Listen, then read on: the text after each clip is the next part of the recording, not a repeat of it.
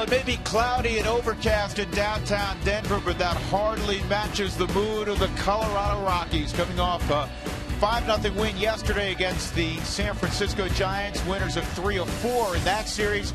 And tonight they welcome in division leader Arizona. And welcome upstairs. We are situated not in our normal surroundings. We've gone down a level and to the left to the brand new press club. Opened up just a month and a half ago. This place is gorgeous. It seats a ton of folks. It has a beautiful bar, and we can tell you, great food, because we just dined. And hi once again officially with Jeff Houston.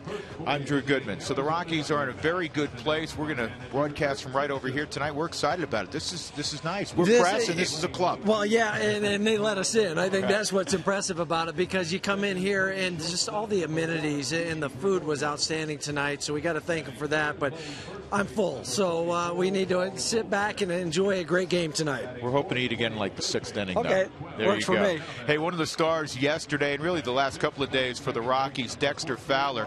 And at the start of May, he was mired in a pretty significant slump. But when you're a great player, you always have an opportunity to get out of it, and he got out of it the last couple of days in a big way. Well, he did. 10 for 20 against the Giants, a couple RBIs, but he also had 7 runs scored, and it started with a bunt base hit, and that's how you get out of some slumps sometimes.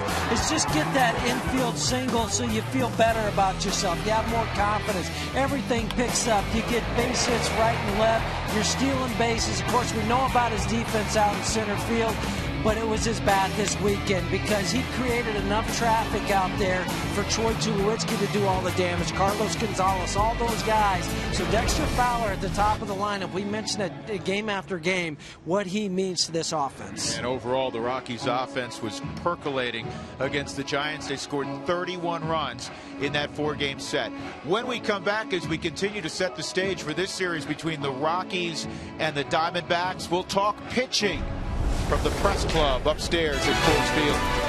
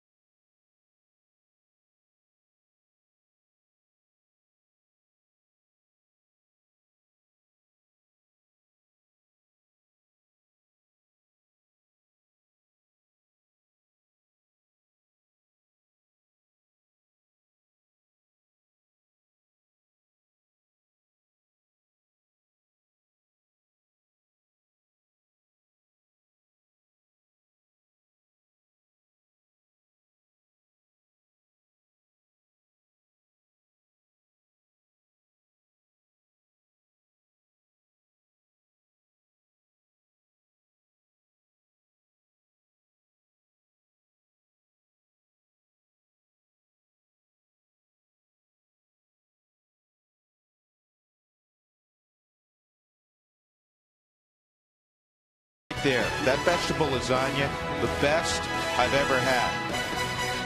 I had the chicken. The chicken was outstanding as well. We sampled everything twice.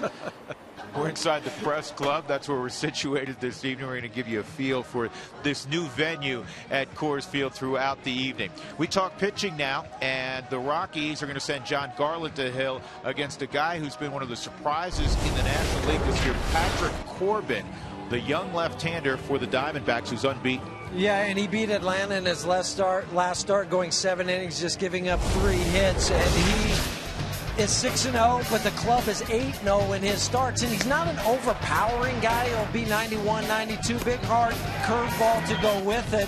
One of the top left-handers in the league this year, getting a lot of ground ball outs, too, getting help from his defense. And tonight he'll be going up against John Garland, who's coming off a performance in Chicago where he didn't get quite as many ground balls as he would have liked to. And that's what he needs to get back to, because he's right now number 3rd in the National League in assists for pitchers. He has 14. So John, to get back where he wants to be, has got to get down into the zone. His last 3 starts, kind of interesting, because he's got 5 innings.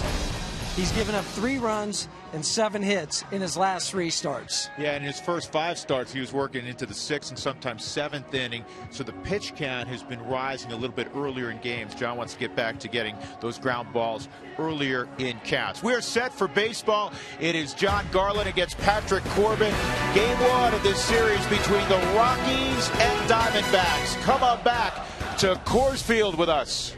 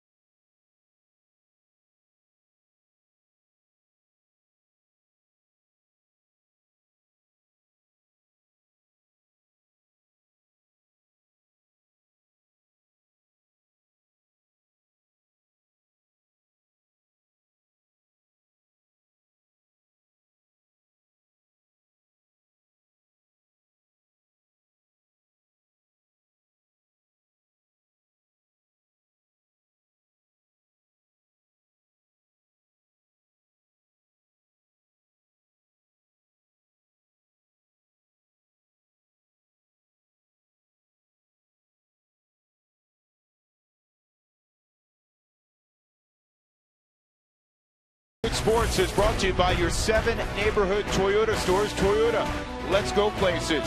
And by Southwest Airlines. Find our fares online only at southwest.com.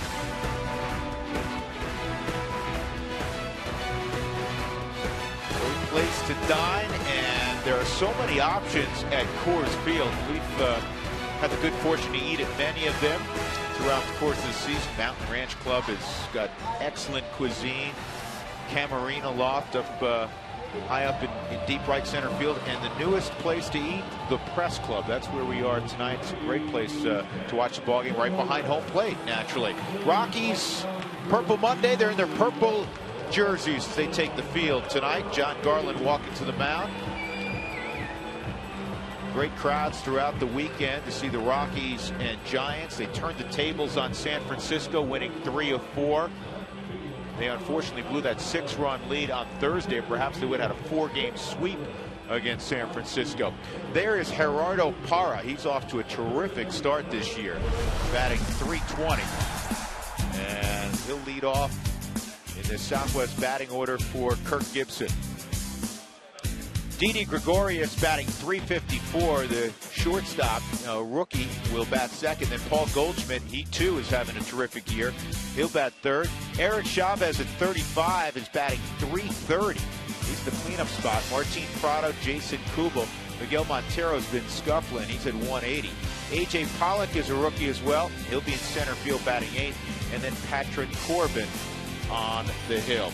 Time now for the Farmers Insurance game plan. Huey, what have you drawn on? Well, for John Garland tonight, he needs to get down into the strike zone, as we talked about in our open a moment ago. But his improved slider from April, guys were hitting 150 against it in May 083. So look for him to utilize the slider a little bit more. Ground ball to strikeout ratio is okay. Against Arizona in his career, 9 starts, 3-4 with the .459 ERA. All right, Jeff, let's take a look at the gloves behind John Garland. It's brought to you by Excel Energy. We bring you the energy you need so you can live the life you want. Visit responsiblebynature.com to learn more. In the outfield, the Rockies will have Cargo, Dexter Fowler, and EY. Nolan Arenado's in there at 30. Had yesterday off primarily. Did pinch hit. Tulowitzki and Rutledge up the middle. Todd's back in there at first, and Willeen Rosario is doing the catching. He got to watch yesterday, so he has fresh legs. Gerardo Parra saying hello to Angel Hernandez. Angel's got the plate this evening.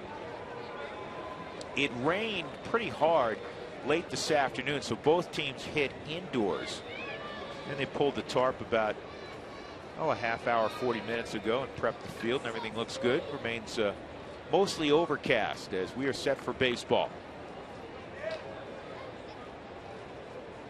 And the first pitch from Garland is in there for strike one. A couple of days ago, when the Diamondbacks were down in Miami taking on the Marlins, Gerardo Parra did something that hasn't happened in 50 years in the game. What, you ask? Well, the first pitch of the game on Saturday, he hit out. Home run. That's been done before, right? Certainly not the first time in 50 years. Well, he played great defense. Here's a throw to the plate. Beautiful throw to cut down the would-be tying run. Dietrich was out. The final score was 1-0. First pitch of the game, home run, and that's it for scoring. The last time it happened, Pete Rose led off a game in 1963 for the Reds. The first pitch he saw, he hit a home run, and the Reds won the game 1-0. Yeah, you don't think that would happen. Okay, he got a hit first time, a home run, sure, 1-0, but we're going to score more runs than that, and they didn't, but they ended up getting the W. Didi Gregorius, who has shown plenty of bat speed this year when he finally was able to play. He was on the disabled list initially. Got 3 home runs, batting .354. He's hit a home run in this ballpark. His first career home run was in New York. And he comes here on that same road trip and hits one down the right field line. Rockies had a player do that. It's unusual because Rockies don't play at Yankee Stadium much. Chu Freeman hit his first career home run, I believe, at Yankee Stadium. Well, look at the numbers for Didi Gregorius. We talked about Rookie of the Year leaders early on. Nice play by Arenado. Well, and the guy that just made the play at third base is going to be mentioned in that category the longer he plays this year. Yeah, he has not been up, obviously, as long as the other guys. So 2 outs, and that'll bring up Paul Goldschmidt. 52 degrees, our game time temperature. The Rockies have been able to handle Goldschmidt. Hopefully that continues because very few others have been able to handle Goldschmidt. He brings a 6-game hitting streak into the ballpark tonight in which he's hitting .500. And he's hitting well over .400 in the month of May, with plenty of power numbers to boot. Well, 101 total bases for Goldschmidt. He's second in the National League in home runs, third in RBIs. Looked like a changeup or a slider away. 1 ball and 1 strike on Goldschmidt. Probably that slider that I mentioned with the improved accuracy and the batting average against in May. Use that more to set up the sinker. Another slider, and it's 2-1. Just underway at Coors Field, 52 degrees as opposed to 66 at first pitch yesterday afternoon. So definitely jacket weather.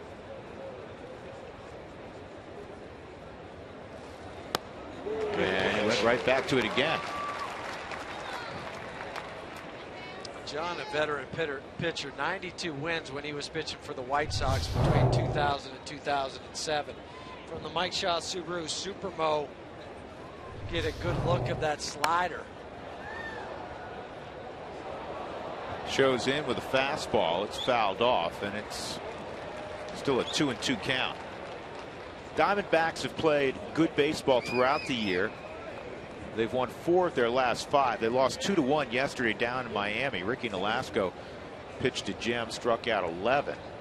And even in that one, they had a chance in the 9th inning to win it. They had the bases loaded.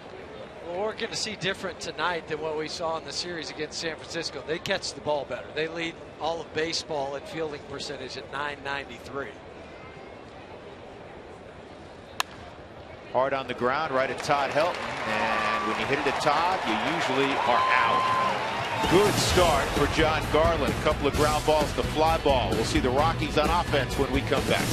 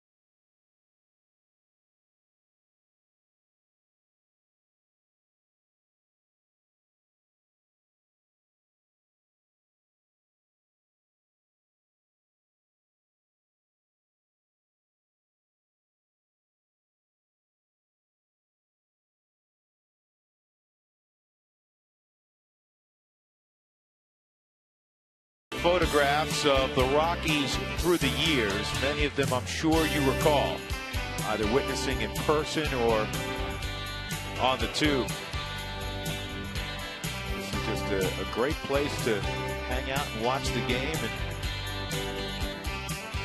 And in between half innings, there's a whole lot of things to look at. The press club is where we are broadcasting from this evening. And there's a glass partition, so for the folks that wondering what the print media does during the game, you can turn to your right, sit there, and just wave at them. Well, that's right. Watch the guys do their work as they view the game from right next door. And normally, if you're wondering, we're upstairs one level. There's Sam. He's all by himself tonight. Yeah, he's lonely. Still hiding behind the camera. Hi, Sam. First pitch from Patrick Corbin is in there for a strike against Eric Young. EY as a starter, hitting .305 with a home run and 6 RBIs. The home run came in Chicago a few days ago. Corbin has been able to locate his fastball, Jeff, as you were describing a few minutes back, on both sides of the plate. And he's not overpowering, but he stays ahead. Right, and that's what has made him successful this year. I mean, for Arizona, he's one of the only 2 left-handers to start their season 6-0. The other was Randy Johnson. The club is 8-0 in his 6 or in his 8 starts, excuse me, just 17 walks in 53 1/3 innings. And EY checked his swing, but he got some baseball. He a little upset with himself because it was going to be low. It would have been 3-1. And this is what you were talking about, Drew. The miles per hour, 92, that's not much above major league average, but he throws it 70% of the time. And then the big curveball, it's a sweeping curveball, not the 12-6 variety. And those are the 2 pitches that he'll use. I kind of put the other ones out of the back of my mind if I'm a hitter. The changeup and the slider, if he throws it, it's only going to be out of 100 pitches 8 or 9 times in a game. So he runs the count full on EY. Turns that fastball over a little bit. You saw the dip on it late. Yeah, and he'll cut it too to right-handers, and that's what's made him successful. Righties are hitting 235 off him. Lefties just 125. We saw him in spring training a year ago, and he was lights out. He was in a battle to make the rotation a year ago out of spring training. Did not, and then came up last year and was 6-8 with an ERA above 4 in his first taste of the big leagues. Well, then they traded Trevor Bauer away, their big right-hander out of UCLA, a high draft pick last year, to open that spot up for Patrick Corbin to come in and do his thing. Good at bat. Great at bat. EY puts the lumber down. He'll go to first base. Let's take a look at the Southwest batting order for Walt Weiss tonight. Dexter will be batting in the 2 spot. And then the familiar duo, Cargo and Tulowitzki, 3 and 4. Willeen Rosario will bat 5th. Helton will bat 6th. Nolan Arenado 7th. Those 3 guys had most of yesterday off. Josh Rutledge will bat 8th, and then John Garland. This isn't a bad opportunity here, a bad place to see that push bunt that Dexter does so well. Yeah, play for an early run.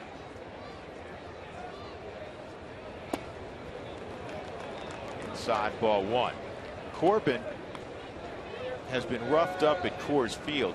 I don't always put a lot of stock in a pitcher that's so young and doesn't have a lot of history in the ballpark. Yeah, the 2 starts you referenced, 9 innings pitched, 18 hits, 11 earned runs in those 2 previous starts. Because I'm sure he feels like he's a different pitcher than he was a year ago. Sure, because that was his first taste of Coors Field. You hear all the stories about it. You're coming in as a young pitcher. You're trying to make a club and show them what you have, and you don't pitch to your natural ability. And he'll check out EY at first. Eric's got 6 stolen bases. Had one yesterday. Paul Goldschmidt's got really good hands at first base.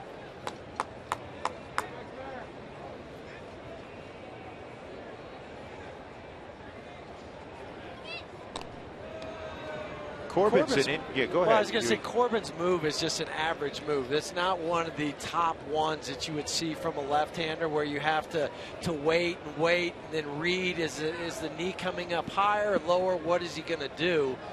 He's pretty standard for a left-hander. If he's looking at you, he's going home. If he looks home, he might come to first.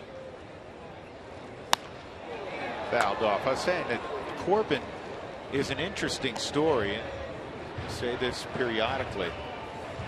If you can play, they will find you. He's a great example of it. He's from North Syracuse, New York, Cicero, New York, where it is, folks, I went to school up in that direction. It is freezing. And he went to Mohawk Junior College in Utica, New York. I played up there, and I remember it snowing sideways. Yeah. And then after his freshman year, when he had a lot of success, he went down to a junior college in Florida. Chipola, which has a real good program. He was going to go to Southern Mississippi, but Tom Kochman, who's the father of Casey Kochman, longtime coach in the Angels organization, suggested the Angels should draft him pretty high. That's outside. They did in the 2nd round, and then he was part of the Dan Herron deal. That's why he's in Arizona. Well, Carlos Gonzalez was part of the Dan Herron deal on a different side. That's right.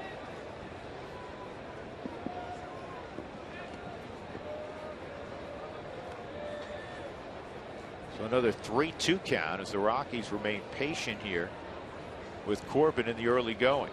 See if EY takes off. He does. And it's a line shot that's going to turn into a double play.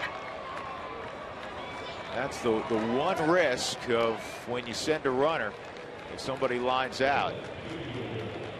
He hit the ball hard. If it's 3 feet to his right or left or above him, it's a second and third probably.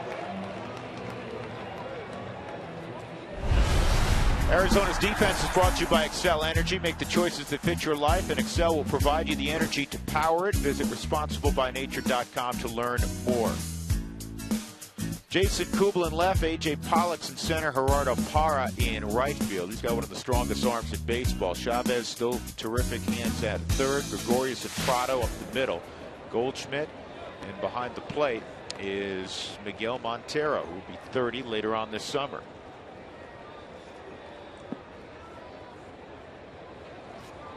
One strike count on Cargo. Drove in a couple yesterday. And there's a slider, and it's 0-2.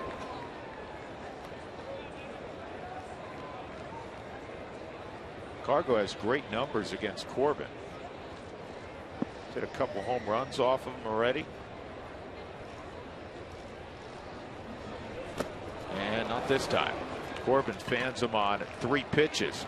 So a promising inning ends basically in a line-out double play. We'll go to the second inning. No score at Coors Field.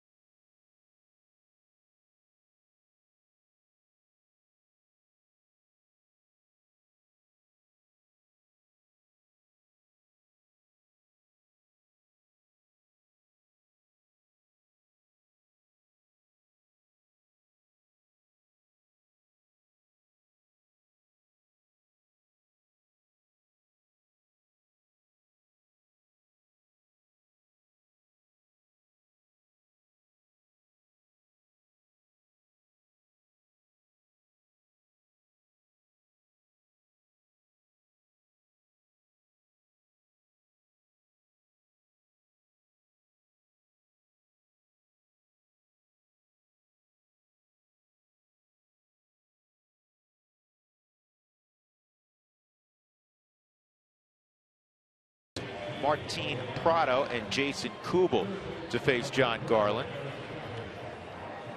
Cameras coming from every which direction here at the Press Club tonight. Good crowd up here dining on a Monday night. So if you're at home and you're thinking about coming down to Coors Field, you can still do it tonight, but good place to buy tickets, the Press Club. You will not be disappointed. Chavez, 5 home runs, 18 driven in. He's had a bit of a renaissance the first part of this season with the Diamondbacks. Well, he's hit 8 out of his last 10 and 12 out of his last 15 at over 400 clip. And this ball is in the air to deep right center field, and Dexter can't get it. And Chavez is going to end up at third base with a triple. He doesn't get many of those anymore.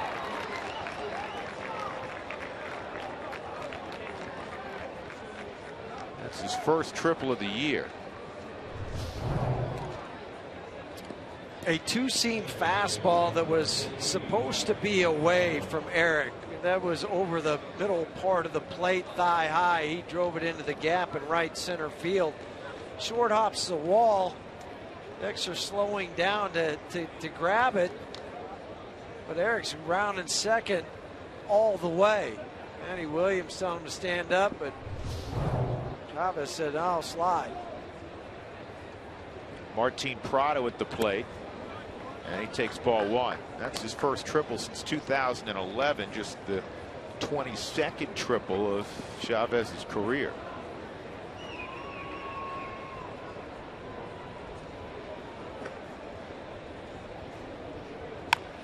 And Prado hits a slow ground ball to third.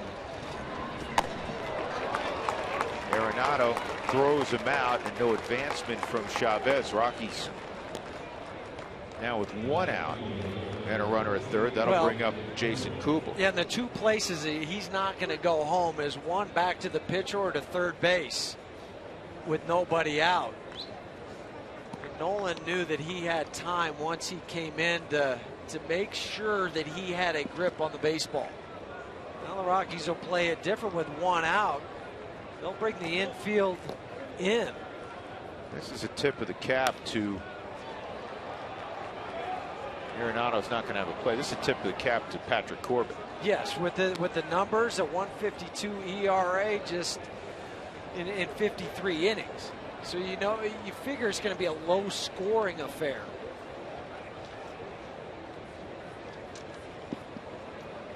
Kubel had a tremendous year last year, career high 30 home runs, first year in the desert. That's inside. He's been struggling the last 13 games, just 5 for 33, a 152 average.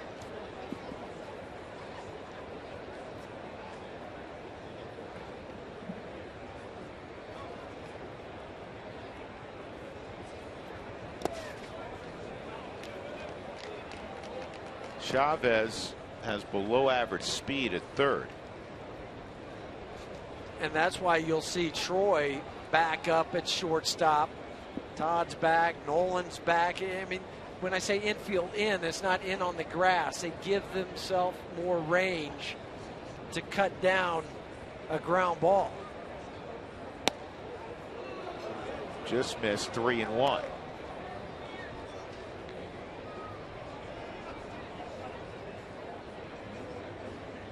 Even if you lose Kubel, it's not the end of the world with Montero on deck. Chance to turn 2 if that were to occur. And Garland kind of pitches around Kubel.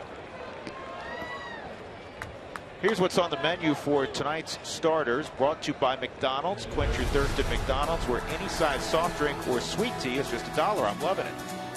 Well, John Garland's going to try to serve up some curveballs and sliders to complement the fastball. I know the average against the fastball, it seems high, but a sinker ball pitcher is going to give up more base hits than a normal four-seam, try to strike him out type of pitcher. He'll throw the cut fastball to left-handers. He won't throw it to right-handers. Outside. Now, Miguel Montero, last time we saw him, he hadn't gotten off to a great start, and you assumed that the next time you saw him, he would have picked up the average 50, 60 points, and there'd be home runs and ribbies. He has still not gotten going at the plate. 1 for his last 21, hitting 143 in May after a very sluggish April. And this is a double play chance. The Rutledge on the first, high throw. High throw by Rutledge, otherwise you keep Arizona off the board. Instead, the run scores, and it's 1-0 Arizona. I don't know if Kubel disrupted the balance of Rutledge on the delivery to first. We'll check it out. Yeah, we'll look on it on the replay. He didn't clip him, he just threw that high. Todd trying to stay on the bag, but he wisely comes off so that ball doesn't go into the dugout. Mike Shaw Subaru Supermo, Todd got up as far as he needed to. So it's an RBI for Montero.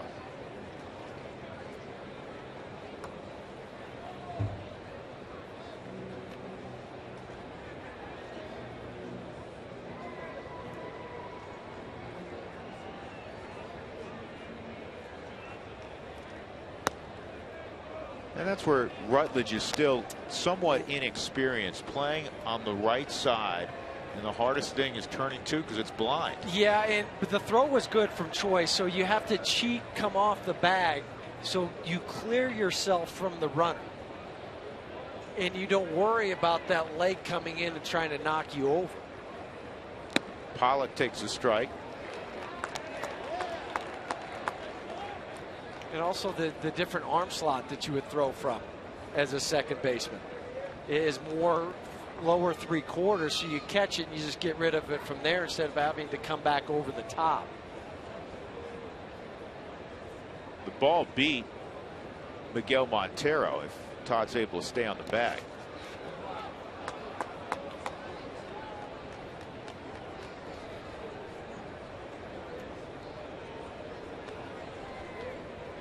Well, Arizona has its run. That's all they've had of late. They had a run yesterday. They had a run Saturday. Yesterday they lost 2-1. Saturday they won 1-0 on the Parra home run on the first pitch of the game we showed you earlier. Well, and it's nothing new from Kirk Gibson. They have played 18 one-run games this year. Back up the middle, a base hit for Pollock.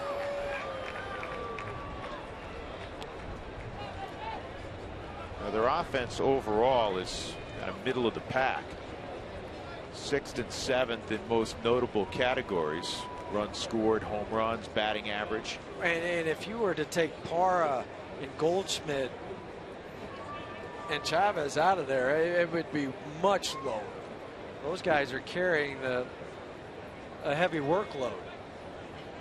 Here's a comparison between the two clubs. The Rockies right now are second in batting average. They're first in slugging percentage, home runs, and the most important category, runs scored. Again, 31 runs in that 4-game set against the Giants' vaunted pitching staff.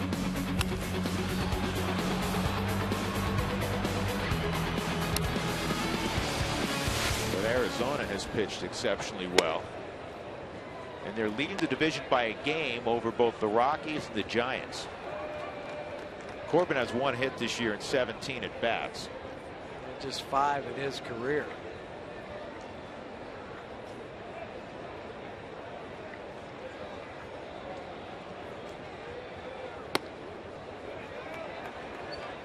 It's 2-0.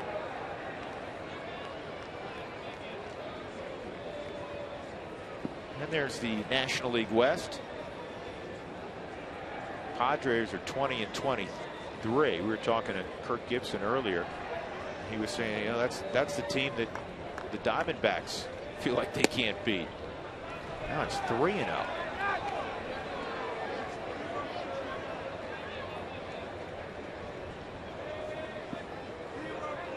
You're Patrick Corbin, you're taking 2 more strikes. If you don't, you have to deal with Gibby when you go back to the dugout. That's never a fun task. That just caught the bottom of the zone.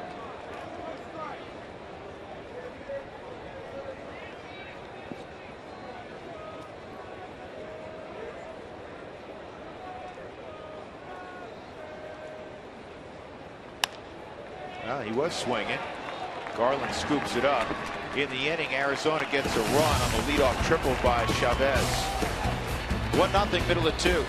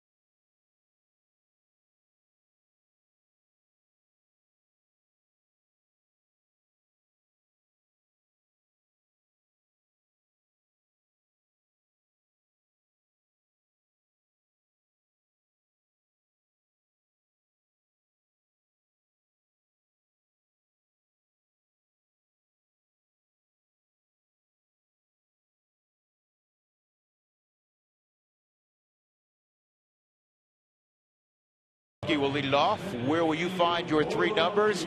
Text pick 3 to 720-720 for your chance to win great prizes from Root Sports and the Colorado Lottery. During this evening's game, we'll randomly pick one winner.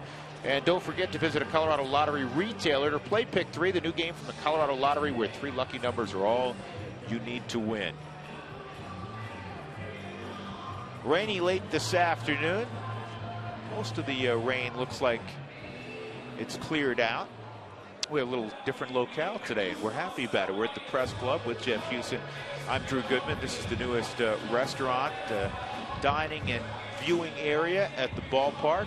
As the Rockies continue to look for new ways for you to enjoy your experience at 20th and Blake. And you need to come enjoy this, because this is a great view. You get to feel like you're almost at the plate, and then you can grab a plate back here and get some fabulous food, because that's what you and I do quite well. Well, this has been able to combine our two greatest trades: watching a game and eating. And dessert later. That's your specialty in particular. That's bounced up the middle, and what a play at second base by Prado. Prado just flat took a base hit from Troy Tulowitzki. Well, it hopped up off the mound in the dirt, kicks up to Prado, but he spins and throws, and then the pick at first base from Goldschmidt. One out. Willeen Rosario will come up to face Patrick Corbin. Tonight's Sideline Report is brought to you by the Honey Smoked Fish Company. Secrets in the Fire. It's a ready-to-eat superfood. And I don't know if this is a sideline report. This is like right behind us report. Yeah, I'm just jealous of all the food you guys are going to get, so I'm lurking for that moment. You know, Willeen Rosario is coming up, and he could use a big series against the Arizona Diamondbacks to get his numbers back up for the month of May. He had a hot start in April. He was hitting .350 with 7 home runs, but he really started to heat up against the Giants. When you take a look at the numbers, he was hitting .429 this last weekend in 3 games that he played. He had yesterday off. He had 2 home runs in that series as well. That was his first home run in the month of May. It came on the 16th against Matt Cain, and then one off of Tin Lincecum. I asked Willeen today about his approach, if he's changed it at all, if he's tried to switch things up, and he said, I always try to stay the same. I come in early, I get my work done, and I know when 6:40 comes, I've prepared all I can, and just hope that it translates when you get out there. And that's what it did this last weekend, and again, we hope it can do it this series, guys. Well, he gets fooled there on a breaking ball, and he's gone 2 outs. So Patrick Corbin with his second punch out. Now he'll face Todd Helton. This is the second time that the Rockies have seen Patrick Corbin this year, and it's a matchup from back on April 28th with John Garland. John Garland and Patrick Corbin.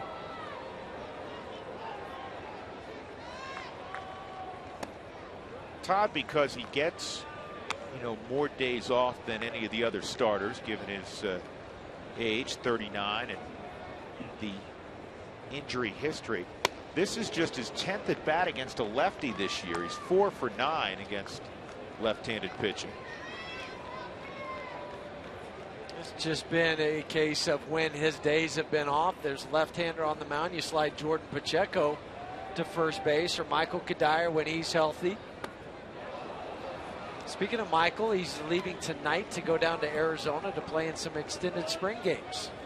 Just 2 of them. He'll meet the club Thursday night in San Francisco. Be ready to be activated on Friday if all goes well. That's the date he can come off the disabled list, and it looks like he'll be ready to go.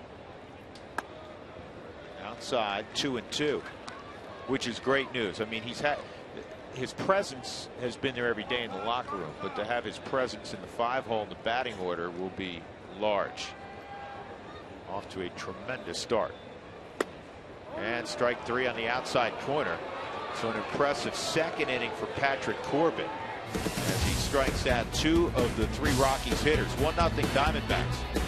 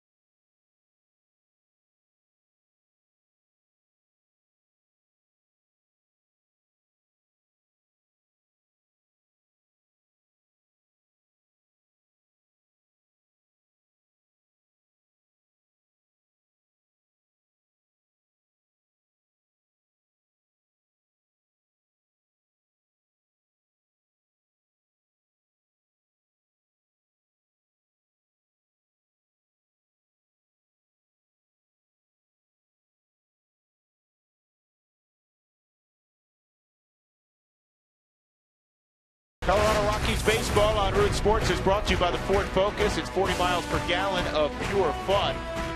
Start more than a car. Ford Focus, go further. By Southwest Airlines. Find our fares online only at southwest.com. And by CenturyLink, your link to what's next.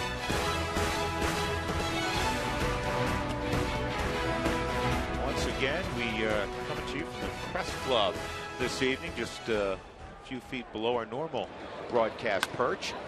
And Gerardo Parra fights one off down the left field line, and that's going to be a double for Parra.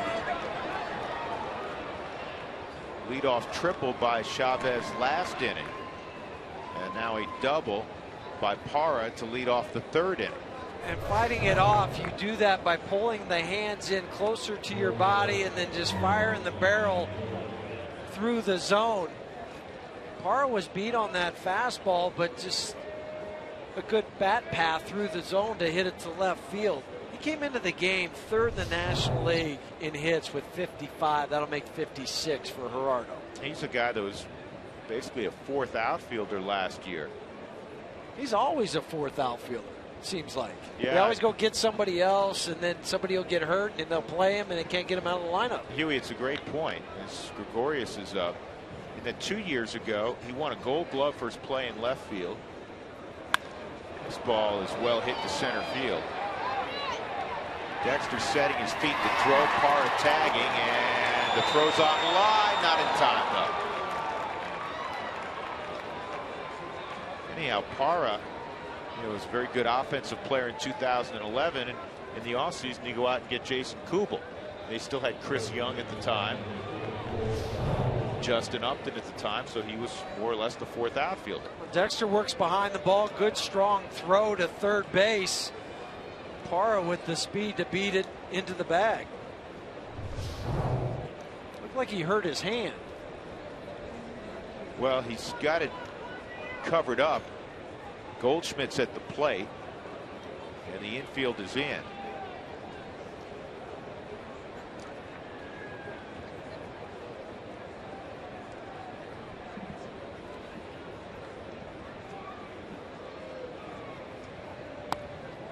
See what happened to Parra. He's got a pad on his hand, but watch it get jammed into the bag. Well, that hurt just watching Yeah, just it. watching those fingers going into the bag. That is not a good feeling. Goldschmidt bounced to first in the first up there, and that pitch is low, and it's 2-0. Diamondbacks up 1-0 as they hit here in the top of the third. Rockies took 2 of 3 from Arizona at Coors Field earlier this year.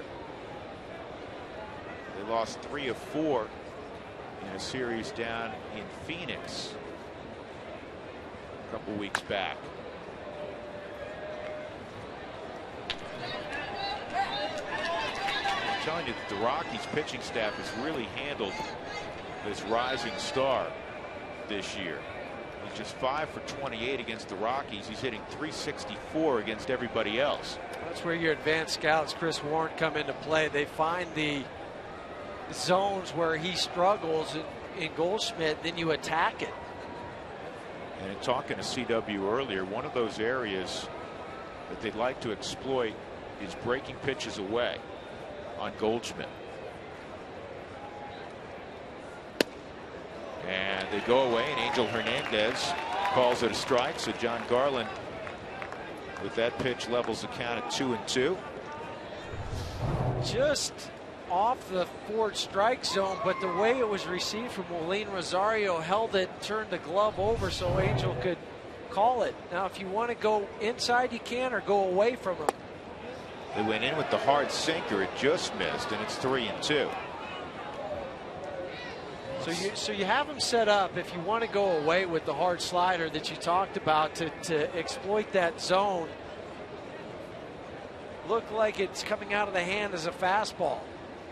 That's what they go to, the slider, and Goldschmidt just did get a piece.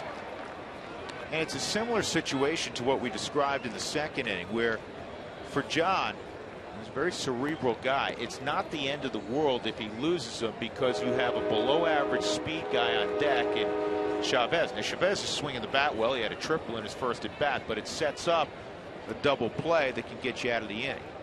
Here's the 3-2 again. Fastball, and it's lined to right, a base hit. And that'll make it 2-0 as Parra scores.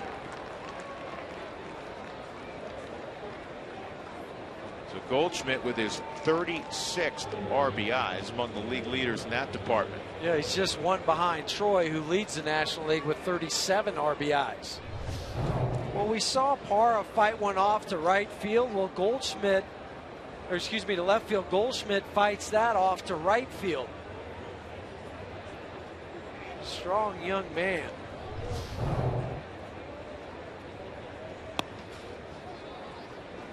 You also have to be wary of him. You don't normally say this about first baseman, but Goldschmidt's got pretty good speed. Yeah, 4 or 5 with stolen bases this year. Sneak attack for Paul. That's how he tries to steal bases. He just kind of wanders out there, and if you don't make him stop, he'll just keep running. So the pitcher has to glance over there more than once to make sure it's not a running lead into a stolen base.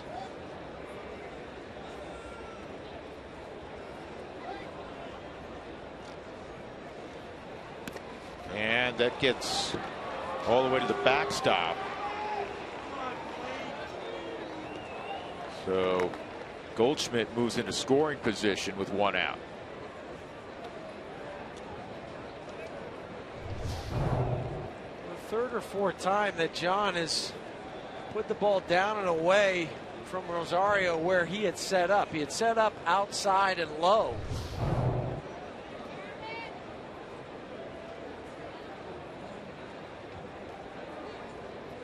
No official ruling on wild pitch or pass ball yet.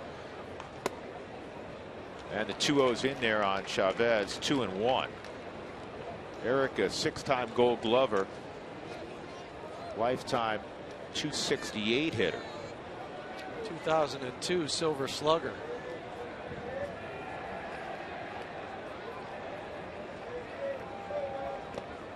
And a wild pitch and another wild pitch.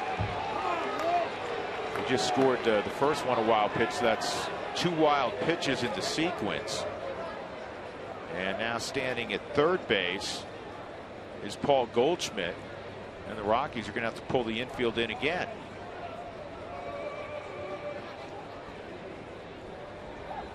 And for John, that's not a John Garland ratio.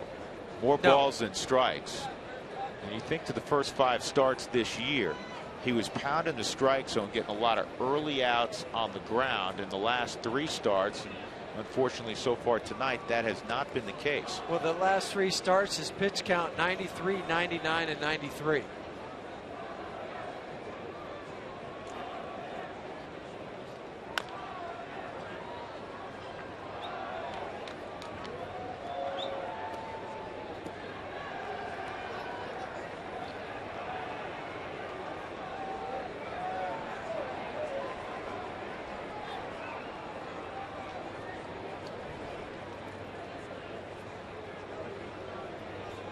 Here you can make a pitch here. 3-2.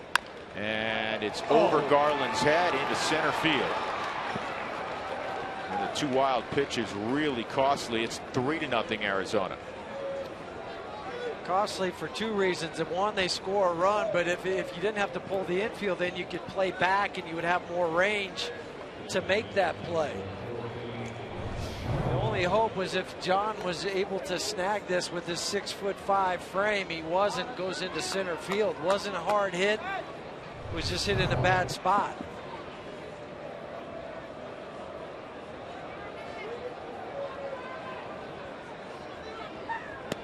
Outside on Prado. Martin acquired from the Atlanta Braves in the offseason. He was in the Justin Upton deal.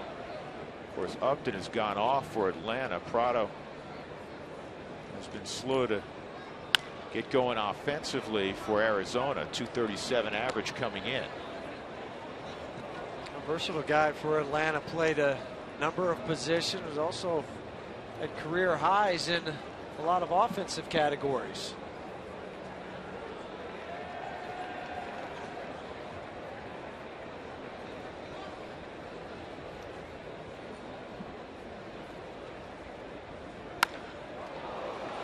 Pretty deep center field. Dexter going back, and he'll make the catch. 2 outs.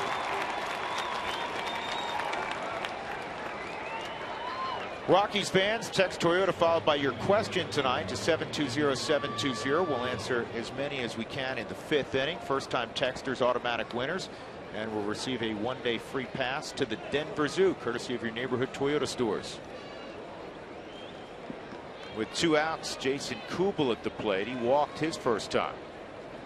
Run in the second, 2 in the third for Arizona.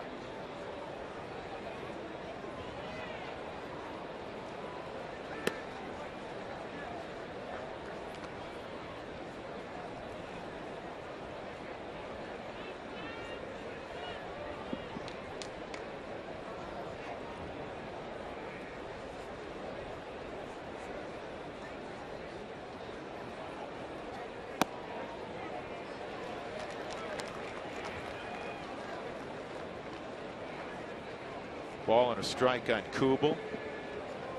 Played for many years with Michael Kadire in Minnesota.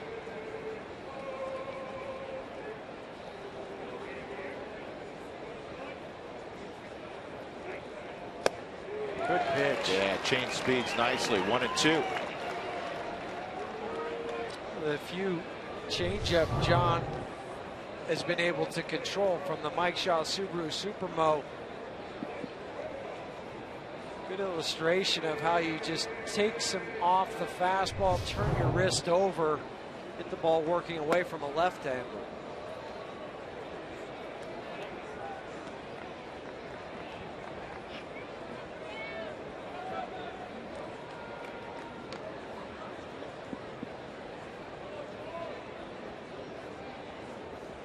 Chavez at first base with 2 outs.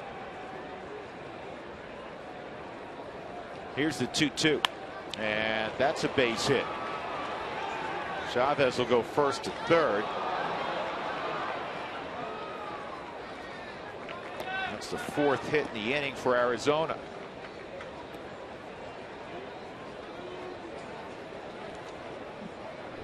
And Jimmy Wright's on his way to the mound. And just elevated, even though it was away from Kubel, his head goes down, but it was belled high. He could reach out and grab that. If it was down 6 inches, that's a ground ball out.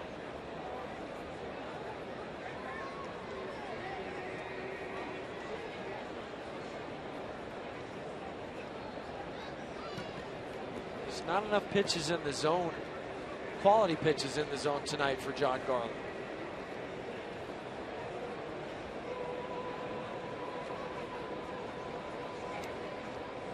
Miguel Montero grounded into a fielder's choice. Rockies had a good chance to turn the double play on Montero, and Rutledge's throw to Helton was in time, but it was high and it pulled Todd off the bag.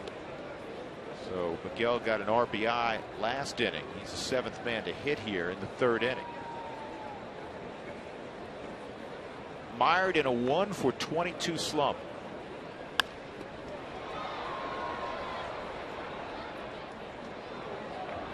Just illustrates how hard this game can be sometimes. His 179 average as we're sitting here on the 20th of May.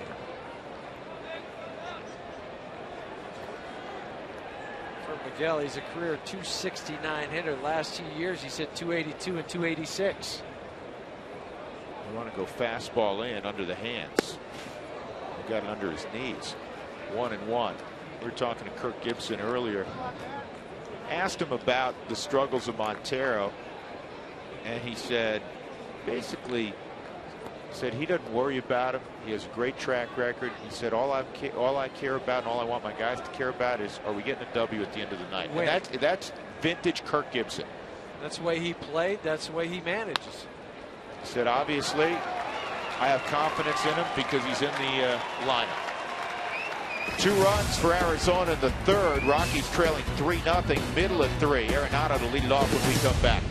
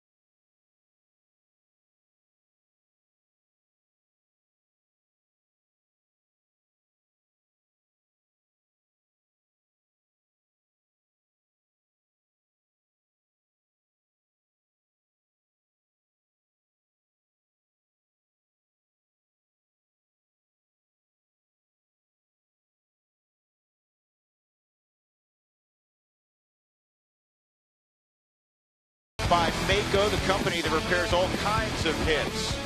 George Pacheco in a 5-5 game a couple of nights ago, long gone to left field.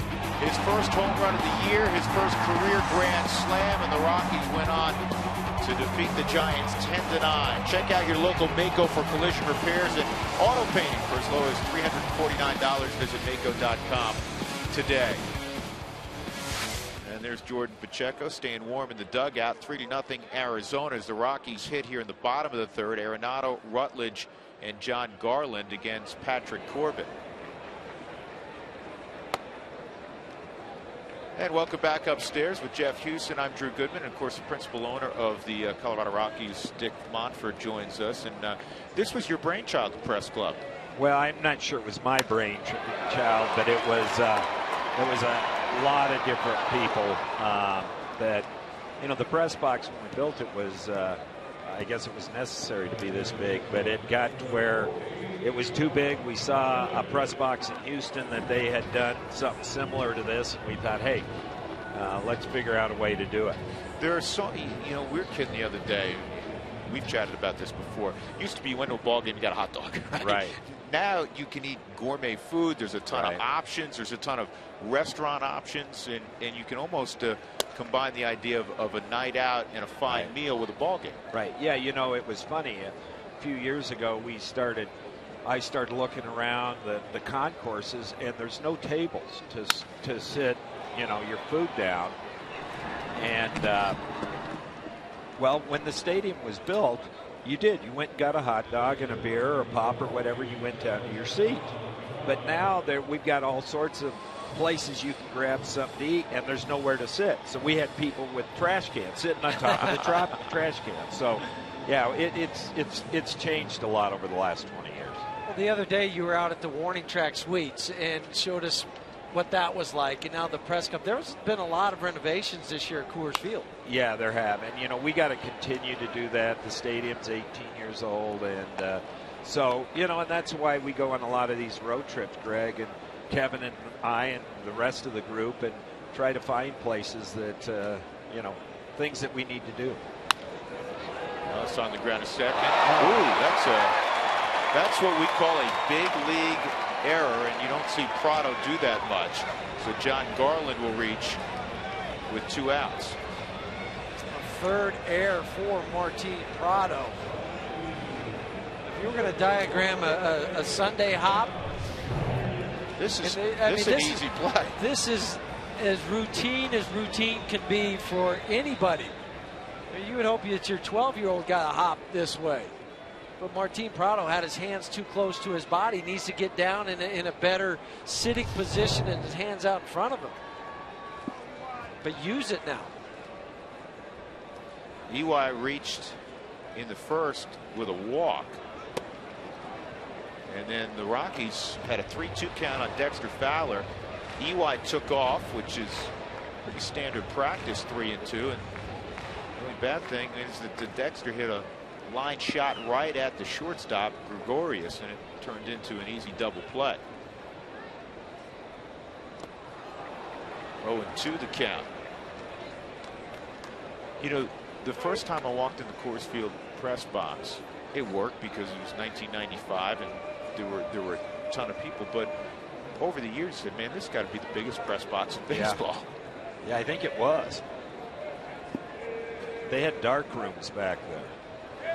I guess back then you developed your own pictures. And EY is going to be thrown out at first. Dick, you have a couple minutes. Stick around. Sure. Tell us a little bit more about the press club when you come back. You bet. We'll go to the fourth inning. Rockies trailing 3-0 to the Diamondbacks.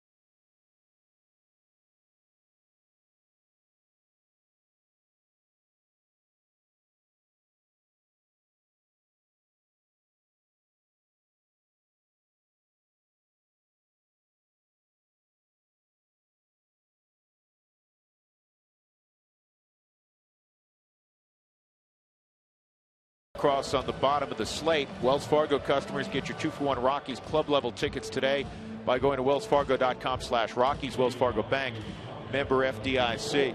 AJ Pollock will lead things off at the 8-hole in the fourth inning against John Garland.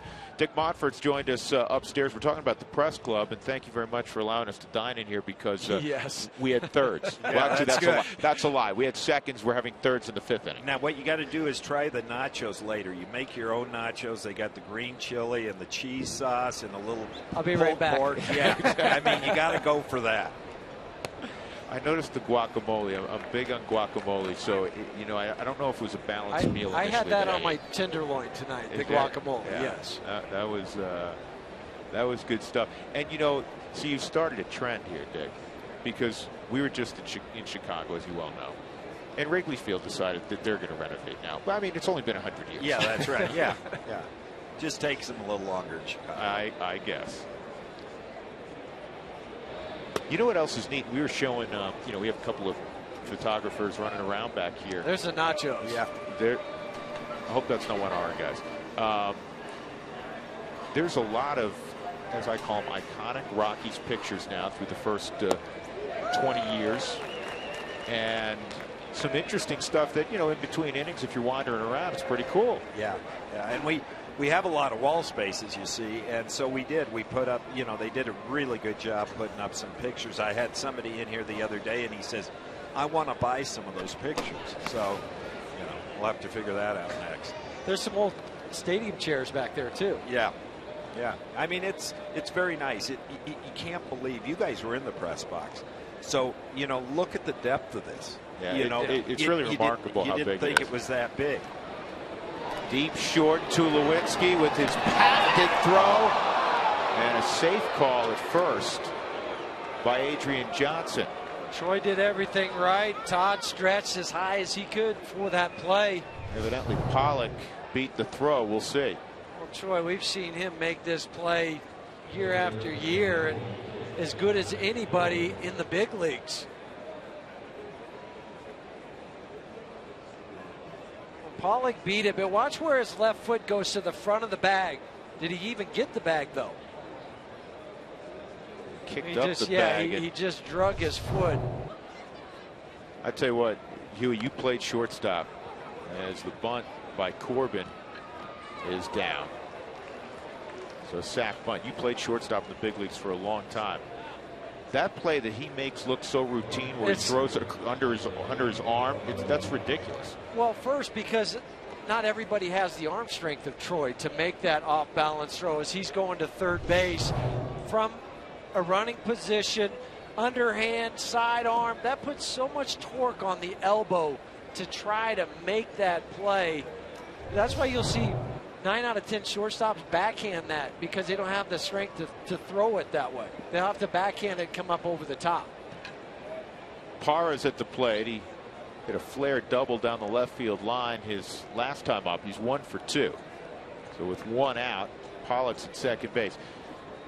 Dick, now, for the folks that may not know, this is, you don't have to join a particular club to eat in the press club, or it's not a season ticket thing, is it? Yeah, we do. Most of them are season tickets. They are season, okay. Yeah, and we do have some drink rail seats that are sold day of game, and you know, there's always opportunities. So I would suggest, if you want, call Rockies and or go online and come check it out. Okay, so you can inquire right both ways, obviously. How many people online. does this hold? 64. And you got a great crowd here tonight. By the way, what was the final totals? Over 160,000 for the Giants series, it seemed like? I mean, to make you being an accountant. No, it would have been. It would have been, because it was 47 yesterday, 43 the day before, or 41, 43. Yeah, so it would have been over. It was great crowd. Yesterday was incredible. And you know what? You have to be, I know you hang on every pitch. We see you quite a bit. I know how important it is to see this club, for you to see this club have great success. Thursday had to be, I don't know if you stayed in town or if you went back home up to Greeley, but that had to be, for all of us, it was a punch in the gut watching that unfold. To see how the club responded the next 3 days, that had to really please you. Yeah, it was, that was big. I mean, the 10-9 game was, after you lose Thursday, and if you lose that one, boy, it's tough to come back. But the 10-9 sort of got them going, and that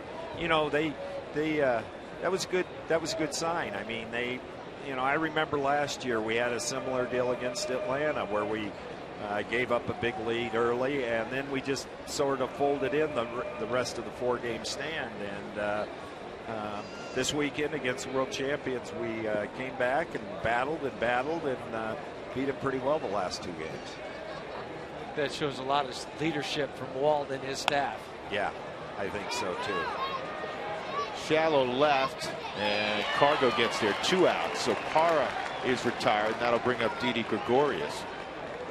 Talking to Michael Kadire about this, and for whatever reason, and the Giants are obviously a good team, won 2 out of the last 3 world championships, but for whatever reason, they had this run against the Rockies, 10 in a row, and then, it seems like a 6-0 lead is, going to be put to bed on Thursday. And he said sometimes a team just gets your number, and he played, as you know, on some really good Minnesota teams. He said, we couldn't beat the Yankees. Could not beat the Yankees. And it carried over into the postseason on a couple of occasions. That's down the line, and it's a fair ball from Gregorius. That's going to score the 4th run for Arizona as Gregorius doubles in A.J. Pollock. Boy, he's been hot.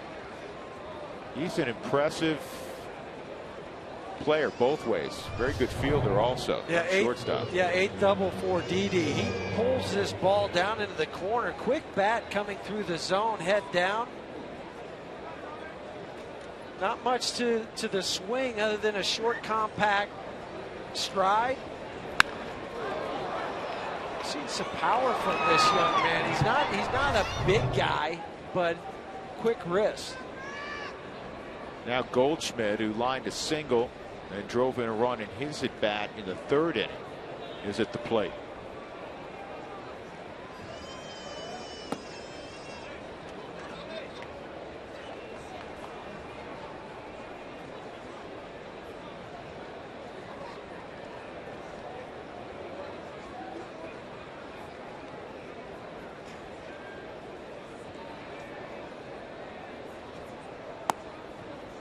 Dick, while we have you, with the renovations you've done at the ballpark the last couple of years, are there still more things on the drawing board? Yeah, we've got some real exciting things for next year out in right field, and we've been planning it for quite a while, but it's going to be something that is really going to be exciting. And those will more to come. Those will be unveiled at a later date. Yeah, more to talk about that later, but it is really exciting. 2-1 the count on Goldschmidt.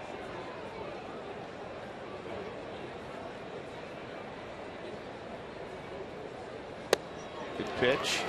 2-2. It's also nice to have some nice weather after the April and having to shovel snow off to get games played. Yeah, somebody was saying it's raining out there and they have the tarp on. I said, well, at least it's not snowing. How's your back doing? Yeah, my back's did it recover good now. your knee? Yeah, Everything okay? Everything's good now. 75th pitch from Garland. It's bounced to second. 3 straight innings. Arizona has put a marker on the board. They lead it 4-0 as we go to the bottom of the 4th. Dick, thank you very much for having us tonight. You bet. Have fun up here, guys. Go get the nachos. That's where we're headed right now. Exactly. Okay. We'll be back to the Press Club at Coors Field in a few moments. 4-0 Arizona.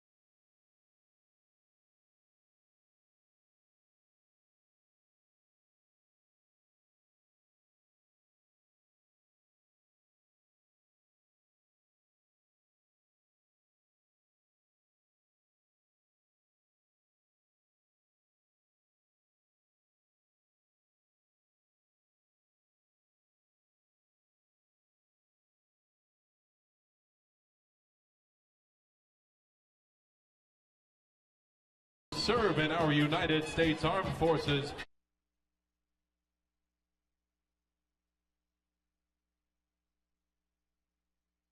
We also recognize and thank the families of those who serve in our United States Armed Forces for their sacrifices that they endure.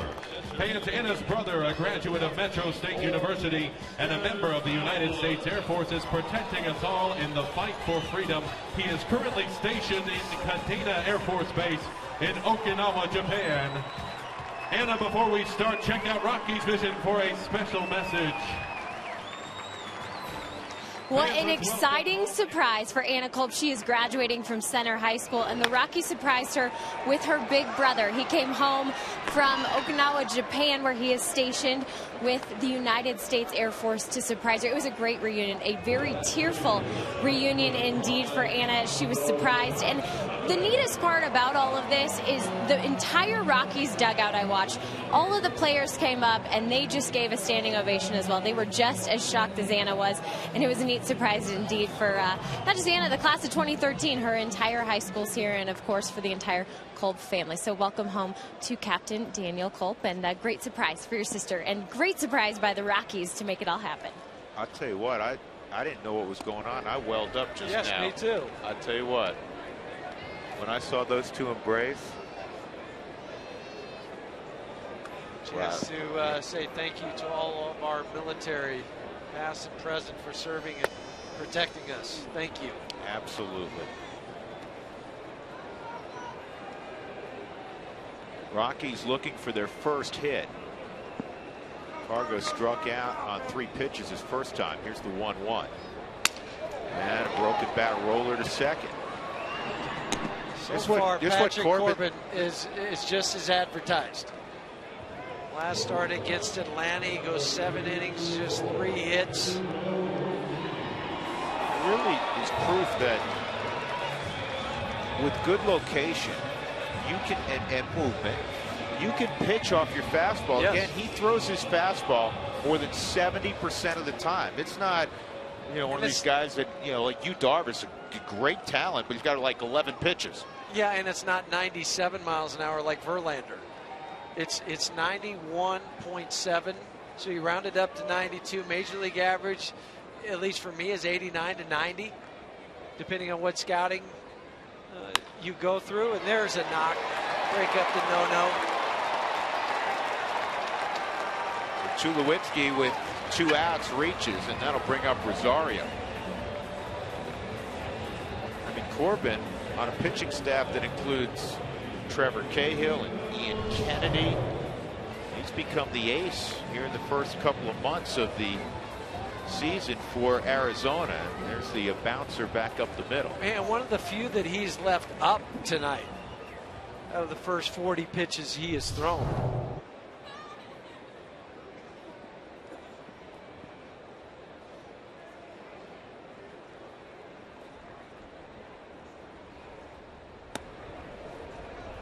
Well, the newly renovated warning track offers a unique view of the game and a great party package that includes food and soft drink. Warning track party room. There it is, right underneath the auxiliary scoreboard. If you were with us last week, Jenny Cavnard had a hit from down there where she was with the owner, Dick Montfort, who just brought me nachos. Thank you so much. That has some of the beef you had, I think. Yeah. For dinner. And a little green chili.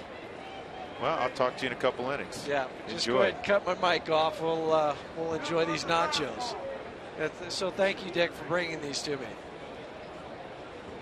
1-1 on Rosario, and that's fouled off. 1-2. Want to just smell them? Yeah, just wait till the commercial break, buddy. That was awful nice of him.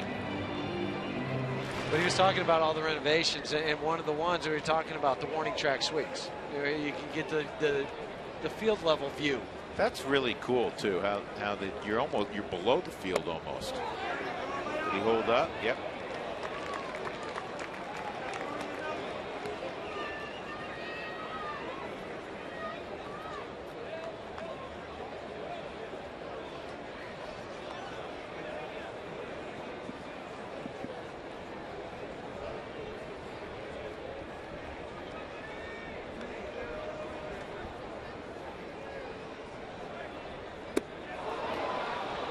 Corbin strikes out Rosario. 5 strikeouts. The Rockies did get their first hit. Tulowitzki delivered it. 4-0.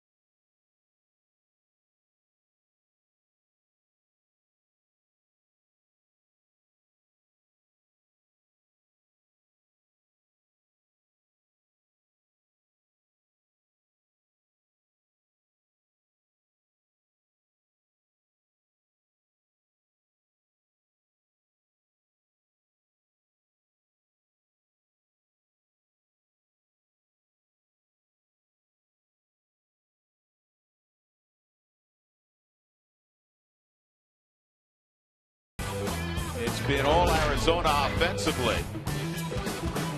In the third inning, Paul Goldschmidt with a base hit to drive in a run. And then Eric Chavez bounced one up the middle against a drawn infield to drive in the third run of the game. In the fourth inning, Didi Gregorius ripped his double down the right field line, and that drove in A.J. Pollock, who led the inning off with an infield hit. So the Rockies have some catching up to do, down 4-0. Cooney Lexus, where Luxury has a new address, now open in Greenwood Village. And Chavez pops his foul and it's out of play. 0-1. John Garland had a terrific first, a quick and efficient 1-2-3 first, and then a leadoff triple in the second to Chavez. He eventually scored. Yeah, the last 3 innings, the leadoff hitter has reached. A good start for the top of the fifth, getting Eric to fly out. So our Toyota Talk inning, and the first question is, how's Roy Oswalt doing? Matt from Roxborough. Roy Oswalt's doing nicely. I mean, he's going to go out in his next start and throw in some AA games against an extended spring cast from Arizona. Was it Arizona or Angels? I don't remember who it was. Arizona. That's who he threw against. Yeah, he threw against Arizona. Yeah, in an extended spring game, and he threw the ball very well. 5 innings, gave up just 1 hit. I was talking to Dan O'Dowd about his performance, and he said he was 91, 92 with his fastball, located it very, very well, located his changeup well. And you just, he's still a ways away. Yeah, he's still going to make 4 or 5 starts in AA Tulsa. That'll be a better gauge of how far along he is. But he's a great competitor. He's got a lot of savvy. He still has a good arm. He's healthier than he's been, from what we've heard, in more than a year. And hopefully he's another option for the Rockies, because it's a long road. There's only 7 teams now that have used just 5 starters over the course of the season. After the Prado hit, Kubel flies to left field. That'll bring up Montero. Why are there no 30-30 players anymore? Guys not stealing as much. I don't think guys steal quite as much as they used to. There's guys that can do it. I mean, I think Cargo has a chance to be a 30-30 player this year. He's got 8 stolen bases, 10 home runs at the quarter post, which, translates to a 30-30 season. I just think it's a rare breed that you'll find a guy that's able to steal bases and also hit the ball over the fence. And I also think that managers, they're reluctant at times with the stolen base. Now the Rockies have 32 stolen bases. That's the second most or third most in the National League. And they're successful 78% of the time. So they use it wisely, because 75% or lower, you don't want those numbers. San Diego has 38 stolen bases, Milwaukee 37. Deep center field, Dexter's going to get back and make the catch. Ryan Braun's another guy that could produce a 30-30 season. Rockies trailing 4-0. Helton will lead off in the 5th.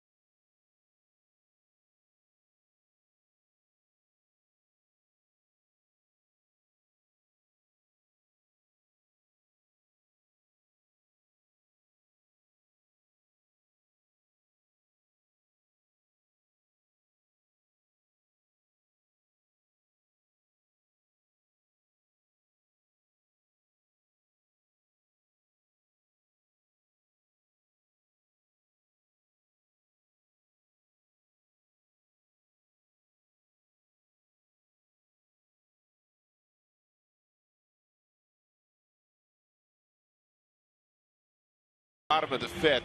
You have to tell them why you're laughing. Yeah, the food keeps coming. Yeah, Dick just came by to say, hey, they didn't make that back in the kitchen. He goes, I made that. They were good. They were outstanding.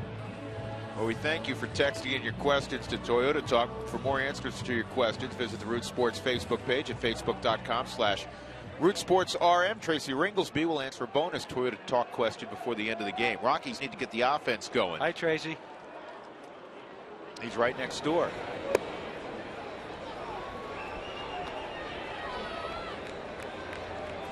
Rockies down 4-0. Helton caught looking his first time up. Again, if you're interested, you ought to be, to come to the press club. Great place to watch the game from. Call the Rockies or get on the website for more information.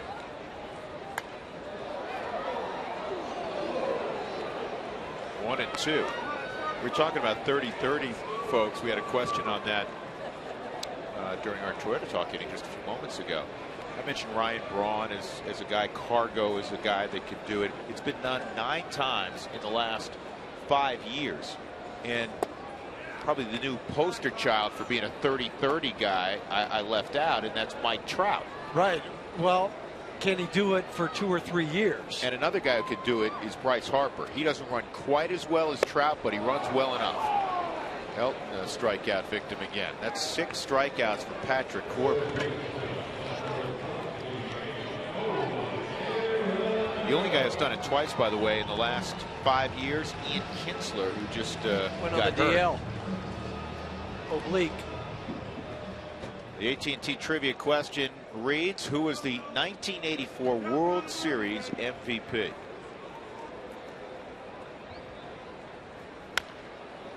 Arenado hit the ball pretty well to right center field. It was tracked down by Parra in his first at bat. The Rockies have had 3 base runners. Eric Young walked in the first. John Garland reached on an error by Prado in the third, and the base hit last inning by Tulowitzki. And this is an easy play at third for Chavez. 2 outs. And Patrick Corbin. 52 pitches, 38 strikes. And this just 7 pitches last inning. You're waiting kind of for the market correction. 8 starts. He's given up 2 runs or less in all of them. The last time somebody had a run like this to begin the season was Ubaldo Jimenez with the Rockies in 2010, when he went 12 consecutive starts out of the gate, allowing 2 runs or less, pitching at least 6 innings. Well, he's just one of 7 starters now in May that are undefeated still. I mean, that list includes Matt Moore, Matt Harvey, Clay Buchholz, John Lester, Max Scherzer, Matt Latos. A lot of Matts on that list. Really, this ball's lined to right. Parra's got it. The Rockies go very quickly again in the 5th. Just 1 hit for the Rockies. They're trailing 4-0. That was a 9-pitch inning.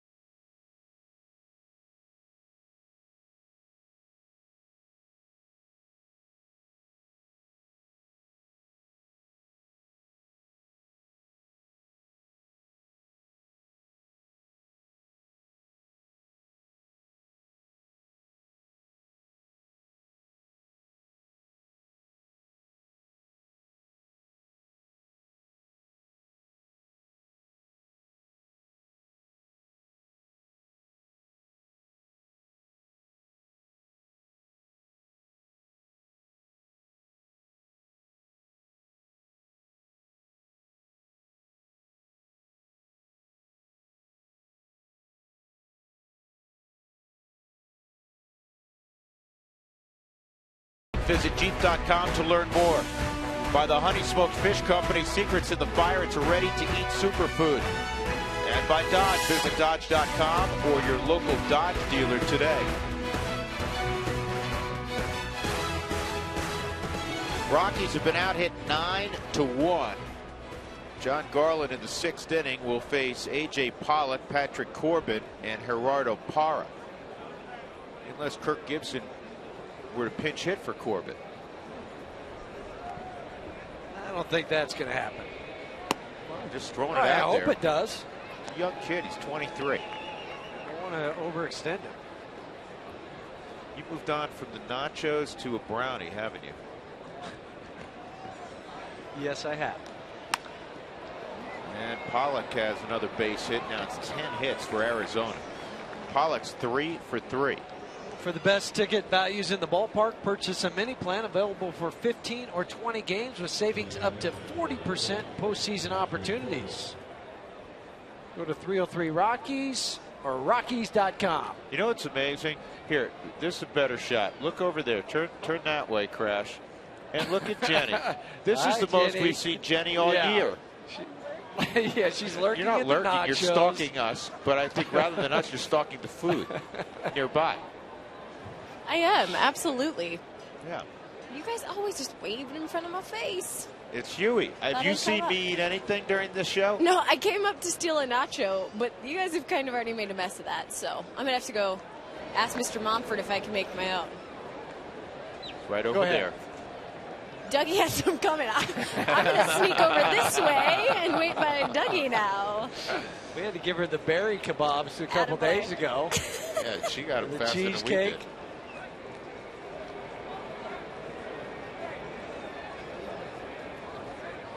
Corbin got a bunt down his last time up, and he gets that one down.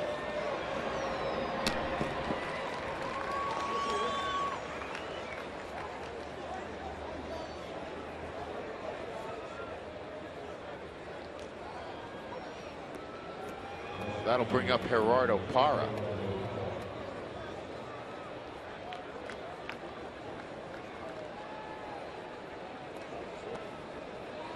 Parra has taken lately to blowing this horn in the clubhouse that is so loud it reverberates not quite through the stadium, but it reaches the manager's office. So Kirk Gibson was asked about that. He said, hey, he's a fun-loving kid.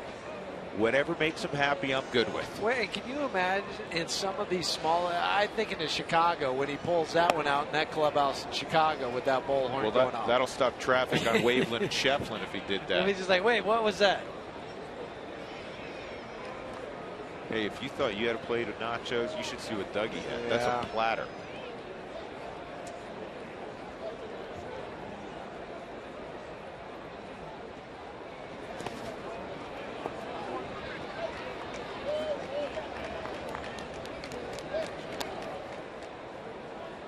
Two and 0.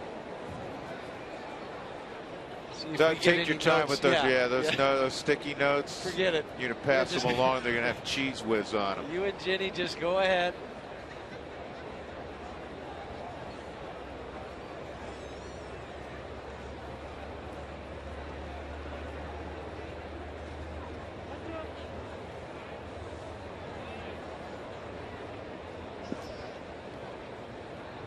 Some activity in the Rockies bullpen.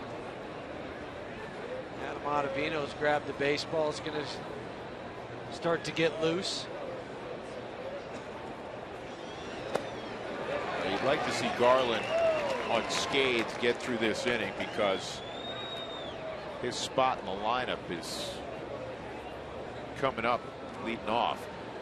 Of course, if he does get in trouble, you do double switch. DJ LeMahieu would come in for Rutledge in all likelihood.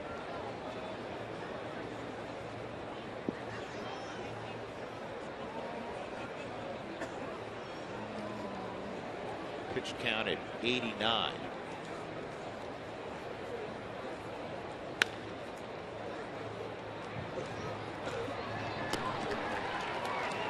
Rutledge throws out Parra. And that'll bring up Gregorius as Pollock goes to third. To answer our AT&T trivia question, we're looking for the 1984 MVP of the World Series. There he is, making notes. Kirk Gibson, or excuse me, or Alan Trammell. You know what? I'm thinking Gibson. It's Trammell. The home run. But that was later. Yeah, and Alan's the bench coach. The Tigers that year, if you remember, got off to a 35-5 start. 35-5. Like how many wins did they end up with that year? 104? 104, 108. Lou Whitaker at second, Alan Trammell at short. I played in the game that they played their last game together in Baltimore. Oh, really? Yeah.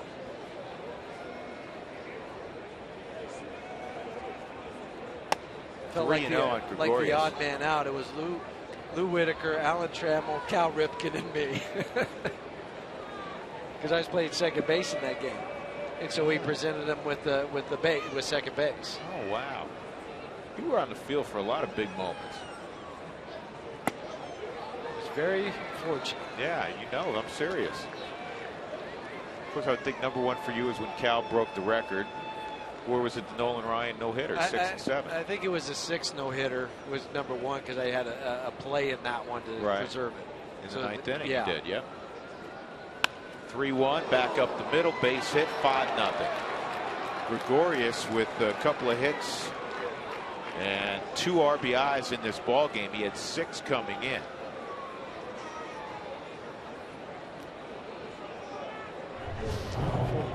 Gregorius just takes the ball. Last time he took a pitch inside and pulled it down the line. This time right back up the middle. Just a real short swing from the young rookie.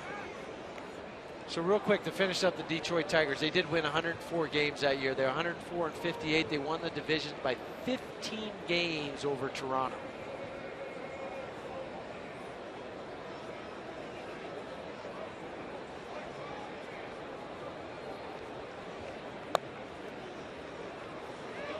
That's one of those years where you say you're 35-5. If you don't win the World Series, it's going to be a monumental disappointment, and they came through. It reminds me of that Seattle team that won 116 games and didn't even get to the ALCS. Lost in the first round. Good block.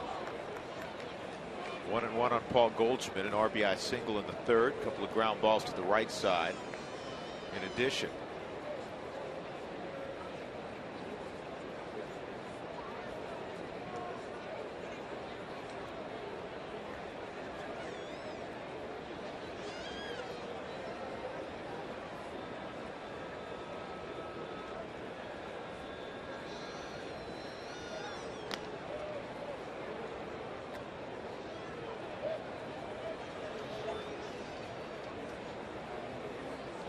Auto glass damage, call Safelite Auto Glass at 303-287-5000 or go to safelite.com.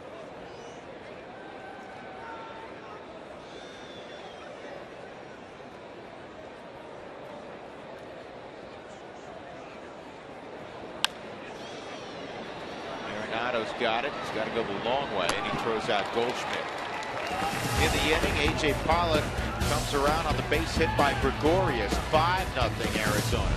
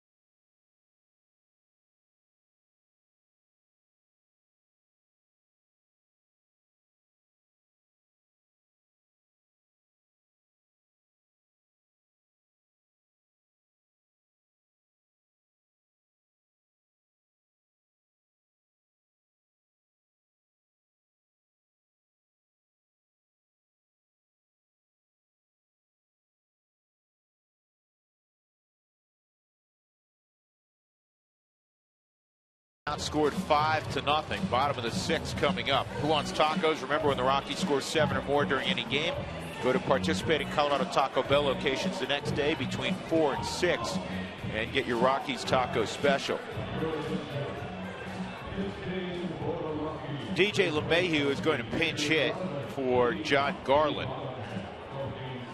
in the 6th inning. Then Eric Young and Dexter Fowler. DJ has appeared in 4 games since being called back to the big leagues from Colorado Springs. He's 3 for 8. 1 for 1 as a pinch hitter. That one pinch hit was in his first game back. Single to right field.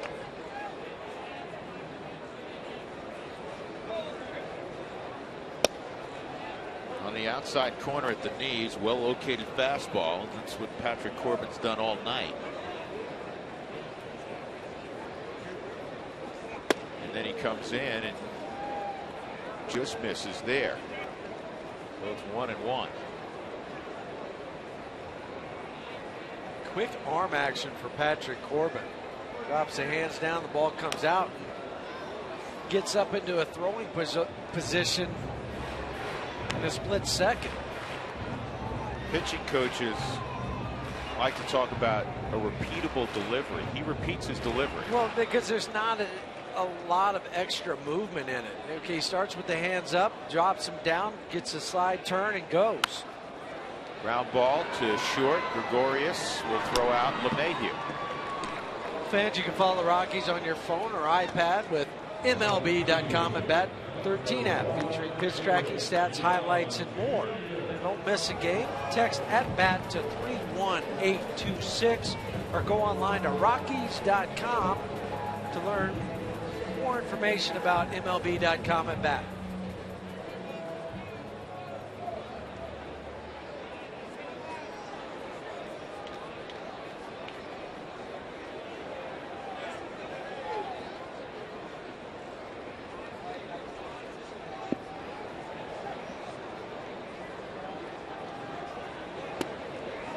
Wide takes the strike.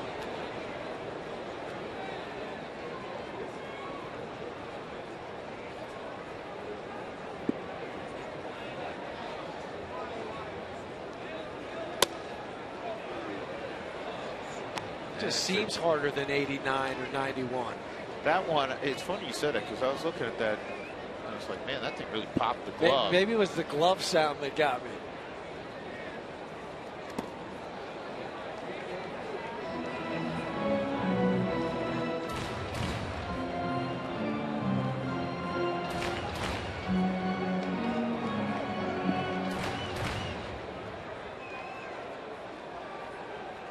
One and two on Young.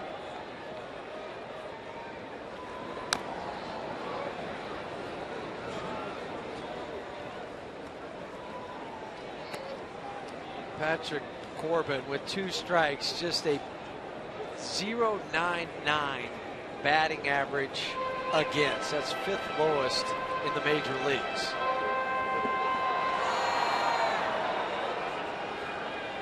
Charles Nagy, the pitching coach for the Arizona Diamondbacks, behind Alan Trammell. And there haven't been loud outs either.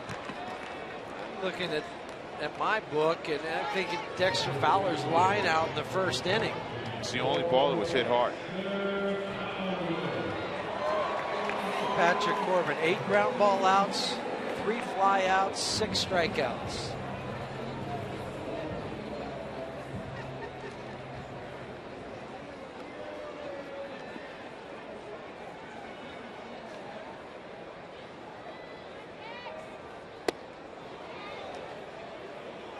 Fowler's behind 0-1. Dexter, 7 hits in his last 2 games. And it's 0-2.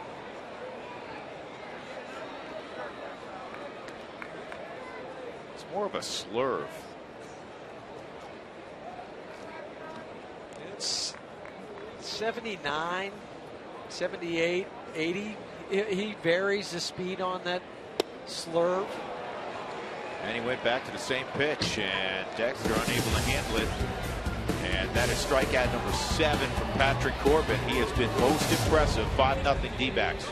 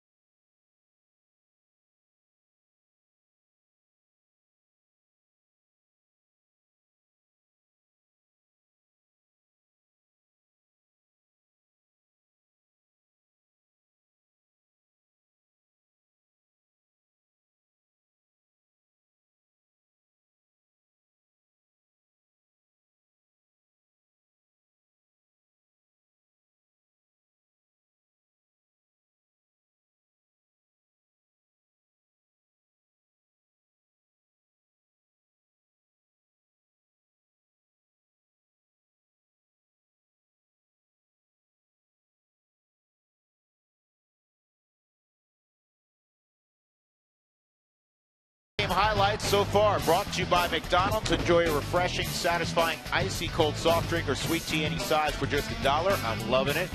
Patrick Corbin has dominated. The Rockies have struck out 7 times against him, either fastball or that power curveball.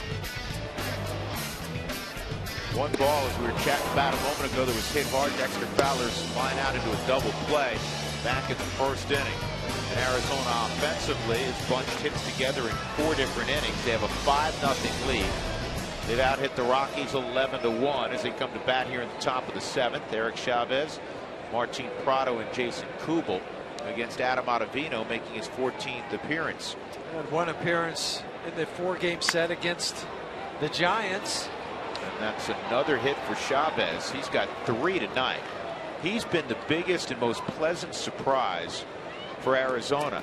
You don't expect Miguel Cabrera to be hitting, Miguel Montero, excuse me, to be hitting below 180. You thought Prado would have, been higher than the mid-230s at this point in the season. But Don Baylor's out there saying, hey, that old man at third, he's got to play. Well, and Prado had been playing third early in the season when Aaron Hill was still playing second base, but then when he went down, it created a spot for Eric, and he's just taken off. And it just shows you that he's healthy because he's battled back injuries for so long. And the guy whose playing time has been whittled down to very little is Cliff Pennington at short because of the outstanding play of the rookie Didi Gregorius. Well, when somebody goes down, it creates opportunities for somebody else. Sometimes it's a younger player, sometimes it's a veteran, and the Rockies turn 2 on this. Nope. But you get the lead runner. And when Troy caught this, he was 5 to 7 feet in front of second base. So when he turns to fire this underhand, he's got to clear the hips to get around it so he can give Josh the feed. From the Mike Shaw Subaru Supermos, Todd comes off just like he does, where it's a bang play at first. Martin Prado just snuck it on the bag before Todd could catch it.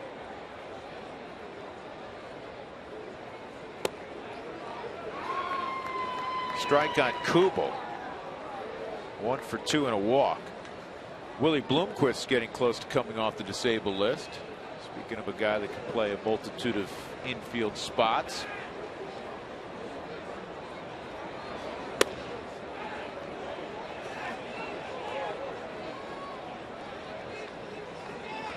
One ball and 1 strike on Kubel.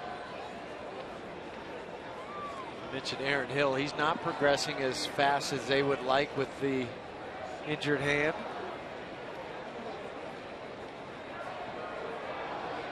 Some things you can't rush.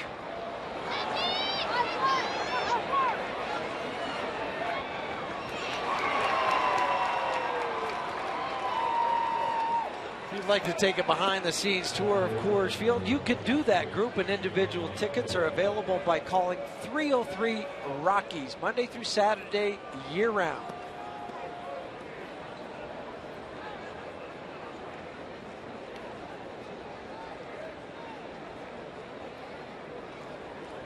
So here's Montero, 0 for 3, an RBI fielder's choice back in the second inning.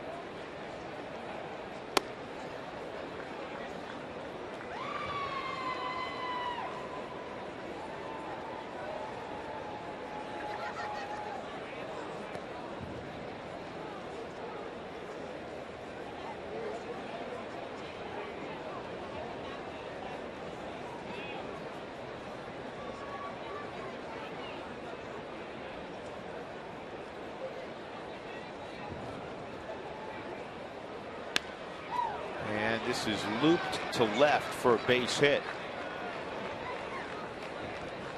Miguel Montero puts runners at first and second. That'll bring up A.J. Pollock, who's 3 for 3 tonight with 2 outs. And Miggy, who always wears a smile on his face, one of the most affable guys in baseball. If you have time, he will chat you up. And he was walking around the clubhouse evidently in Miami on Saturday, and he's mired in this terrible slump, and he's telling everybody that would listen, it's Miggy time. What Miggy time was, he was going to have a little chat with himself to try to give himself positive energy to get out of the slump he's been in. Well, whatever it takes. And that's what happens with, as a player, that's what happens. You become half crazy sometimes. And you'll chat up anybody, including yourself, and you'll answer yourself.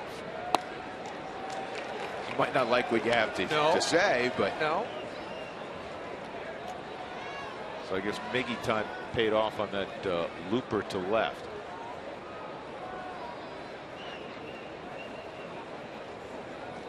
Pollock had been 0 for his previous 12 entering the ball game, and he's 3 for 3 tonight. Only the mentally strong will survive in baseball. Slider misses, 1-1.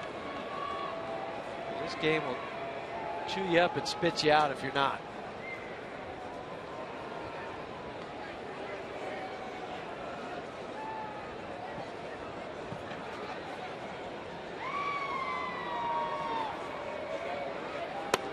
That's a good pitch. One of the things Kirk Gibson was saying before the ball game is that he expects this division to go down to the waning days of the season, and he said it's going to be tough top to bottom. Obviously the Dodgers are hurting right now, but the Padres are doing what they always do. Nobody ever picks them, other than the seller typically, and they win for Bud Black. It's a good job by Rosario. And of course the Rockies, to many, have been a big surprise, and then Arizona, the defending world champs. But even San Francisco in this past week, they were saying the same thing. So nobody feels like they've got this. Every club has strengths and weaknesses, and you look at this division, and it's just you have to play well though within this division. And so far the Rockies have done that. Over 500. Well, they're 14-9 pending the outcome of this game, and right now they trail 5-0, but that's a really good start within the division. And there's the West once again. Kirk Gibson's one of those guys that even if he shaves, it seems like he's got 2-day-old stubble. A strikeout of Pollock, good pitch by Ottavino. There were a couple hits and a couple men left.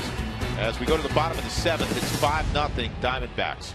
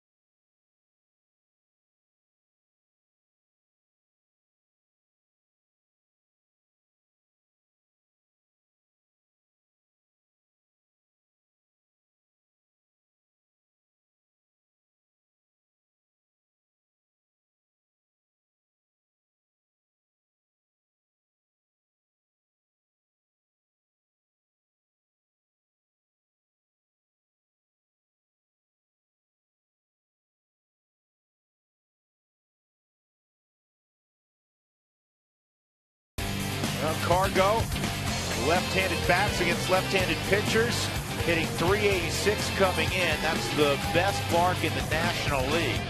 Ahead of Aoki with Milwaukee, Adrian Gonzalez with the Dodgers, Carl Crawford with the Dodgers, and a guy we just saw earlier in the week, Anthony Rizzo of the Chicago Cubs. Cargo will lead it off here in the 7th inning. Cargo, Tulo, and then Willeen Rosario. Rockies trying to get something going against Patrick Corbin.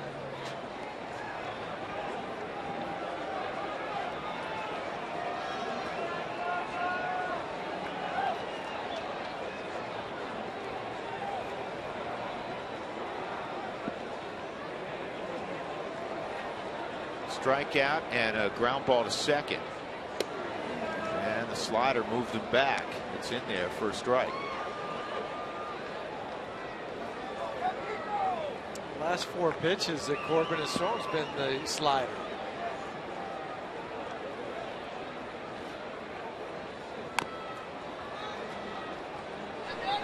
A lot of check swings, a lot of tentative swings, which Huey is indicative of a guy that is confounding the hitters. When you go up with a game plan for a hitter, I'm going to attack him this way.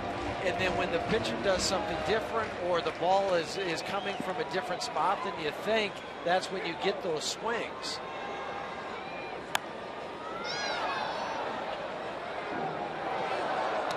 Obviously, he hides the baseball well, too. That'd be the second component of why they're not taking quality hacks. He's allowed only 2 home runs this whole year. And 1 to a lefty, 1 to a righty. And a slider that's in the dirt. Strikeout number 8 for Patrick Corbin as we check in with Jenny again. Hey guys, you know, Troy Tulowitzki is leading the National League in RBIs coming into tonight's game with 37. He's up to bat now. An RBI for him right now would mean a solo shot. But with runners in scoring positions so far this year, he has been impressive. He's hit .373, enough for a veteran in the clubhouse like Todd Helton to notice. You know, he hadn't been trying to do too much, just seeing the ball and putting a good swing on it, and he's helped our team immensely. I just learned from Todd, all the things he's taught me over the years. I just kind of just applied out there on the field, and it's took about 7 years to finally sink in, but now I'm kind of getting it. Clearly, that is a little humor right there for Troy Tulowitzki. He was hamming it up for the cameras and more so. Why don't you tell the whole story? The whole story is you were going to get a sound bite from Tulowitzki on a completely different subject. Yes, I was. And Todd just took over. You know, Peyton Manning's produced a segment for me this season, and now Todd's producing a segment. He's acting in his own play. I don't know about this guy. He was just being a pain in the neck, wasn't he, to you? Just having a little fun. A little fun in the game of baseball. But you ended up with a different story, so it worked out. It's all good. There you go. Now I need some dessert, so can you get on that? Well, get right on it. Willeen Rosario with 2 outs. He has struck out twice, and he's behind 0-1, and that's in there 0-2. I'm trying to think of a performance other than the Shelby Miller outing and maybe the Wainwright outing that's matched what we've seen from Corbin, and you got to probably put that one, or excuse me, this one, almost in the same class. Well, there have been 2 base runners. The base hit by Tulo, the air, and the walk by Eric Young Jr. to start the game. So 3 base runners, nobody to second base. And the base hit from Tulo was a seeing eye bouncer up the middle. That's one of the better swings we've seen tonight. I mean, that's what it's come down to. Beautiful game, frustrating game, agonizing game at times. The Rockies 31 markers in 4 days against that celebrated pitching rotation of the San Francisco Giants and 23-year-old Patrick Corbin. But that's why when people say, you know, how can you sustain a streak, a win streak? Well, it's only as good as next day's starter. And you think back to San Francisco, the starters that they threw out there, Rockies took after them and got after them good. And then tonight, Patrick Corbin has just confounded them. Another 1-2-3 inning, 9 punch outs.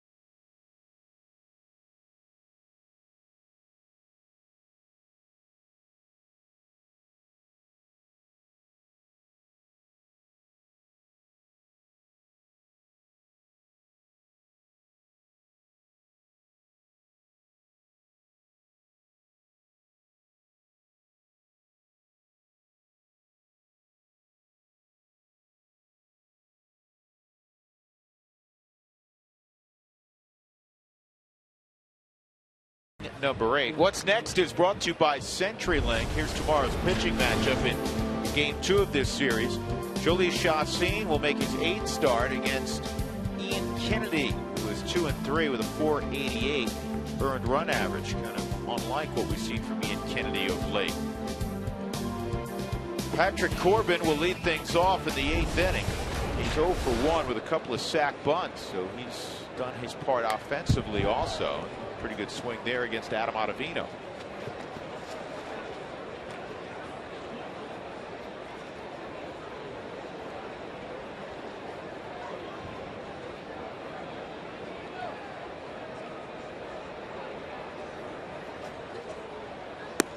Check the big league scoreboard.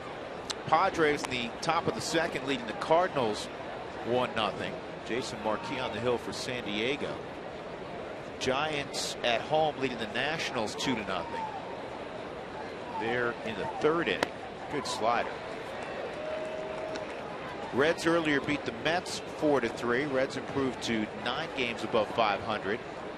Jay Bruce hit his 6th home run. Johnny Cueto in his return from the disabled list won that ball game. And a strikeout Corbin.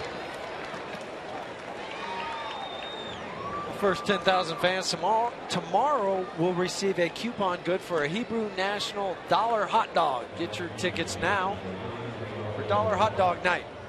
First 10,000 fans on a Tuesday night. Aroldis Chapman got the save his 9th after blowing Did one you yesterday. see those home runs that he gave up? Yeah. That one right down the line. That was right on the line. Yeah. I mean, that didn't get more than 15, 20 feet up and over the fence. Here's Gerardo Parra, and he takes a strike. Dodgers beat the Brewers 3-1. Matt Kemp finally hit another home run, just his 2nd of the year. Andre Ethier hasn't hit many either. He hit one tonight, his 4th.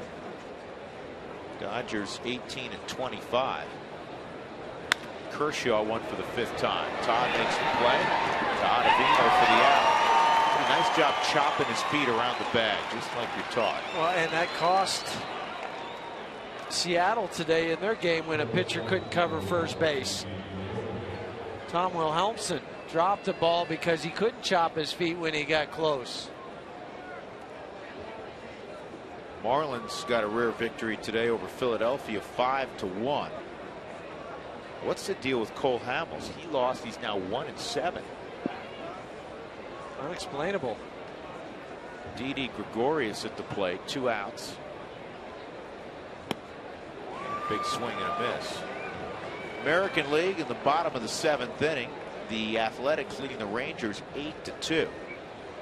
Former Rocky Seth Smith with a home run, his 4th of the year.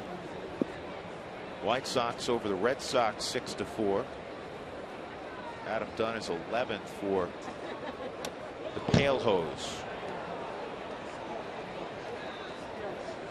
Bottom of the 8th inning, the Astros leading the Royals 6-5. You know who's hit a home run in that ball game? Miguel Tejada's 1st of the year for Kansas City. Just keeps coming back and keeps playing.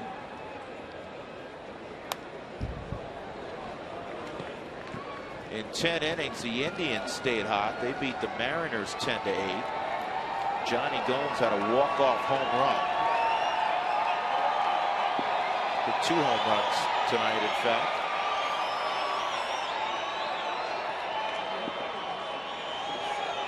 Cleveland's now won 5 straight.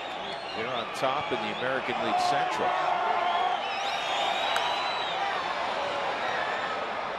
I'll tell you one thing, up here at the press club, we don't get many foul balls into the, our broadcast facility. But here at the press club, you have a great opportunity to get foul balls. You didn't bring your glove, did you? I did not bring my glove. Just gonna have to trust these. Oh, they were really in trouble. What? Yeah, what? They're good for eating nachos. That's what those hands are good for. What were you talking about? Trying to catch a ball that might come back up here. You know what? Leave it to me. Leave it to the pro. Yeah, I'll leave that to the professional. Please. There you go. Let the sure guy have it. It's all yours. Just call it. Don't duck. I won't. And This is a flare that's going to drop. And that is the 14th hit for Arizona. The Rockies have one. Luis Gregorius' average with the 3 hits tonight to 367. That's tops among any rookie in the National League. Auto glass damage, call Safelite Auto Glass, America's vehicle glass experts at 303-287-5000 or go to safelite.com. Paul Goldschmidt 1 for 4.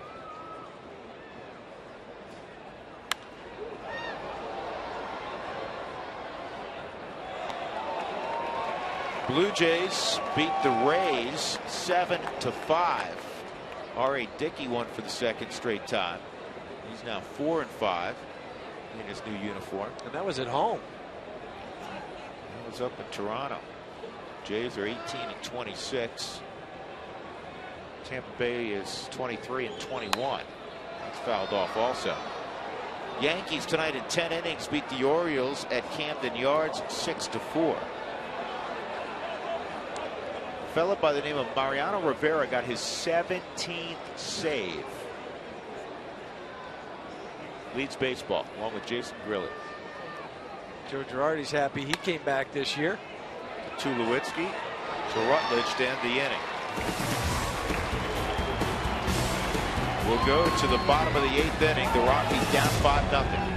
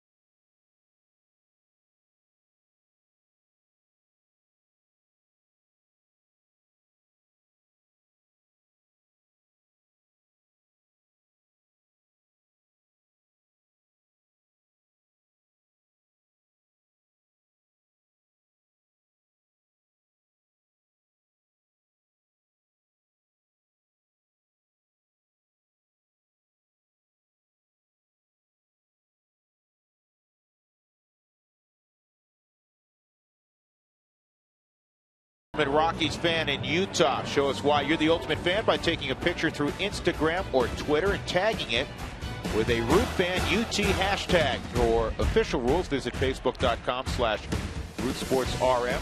We were over in Salt Lake City. Final tune-up before the regular season. The Rockies played an exhibition game there on a beautiful afternoon in downtown Salt Lake City against the Seattle Mariners. Pretty. And it was a sold-out game. A ton of Rockies fans over there in Salt Lake. Pretty backdrop. Mountains, it's snow covered. Oh, it's gorgeous. 2-0 on Helt. Todd has struck out twice in the game.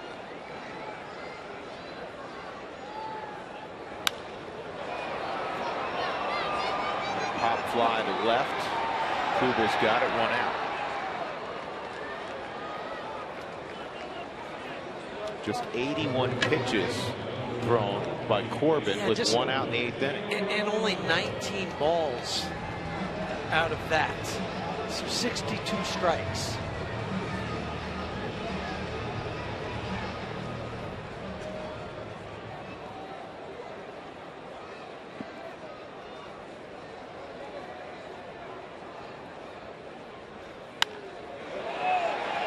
Down the line, and that is a fair ball for Nolan Arenado. Finally, a Rockies reach second base.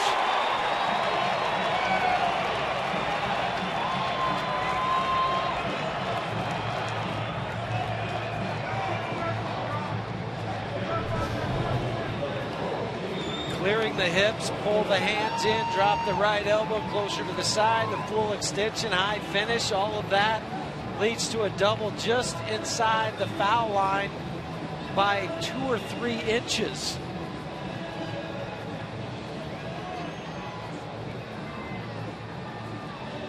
Kicks in the corner. Easy stand-up double for Nolan. That ends a string of 11 in a row retired by Patrick Corbin.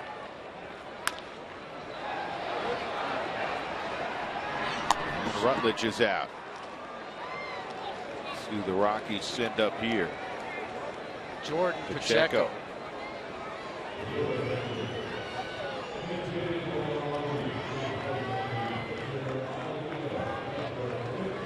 Here's the in-game box score brought to you by Subway. A lot of offers. 2 hits for the Rockies. The Singai single up the middle by Tulo, and the double a moment ago by Arenado. Pacheco, a career .375 hitter against Arizona. And a base hit to left. And that'll drive home the Rockies' first run. And Pacheco, digging for second, has himself a double. Hard to keep that man down. The 6th double for Jordan. And now 2 for 8 as a pinch hitter. Says, I'm not going to wait around. I'm coming off the bench. First pitch that I can see that I like in the zone, I'm going to have to swing at it off of Corbin. And this didn't have the depth as the other sliders it had off the end of the back, but just strong enough to fight it off.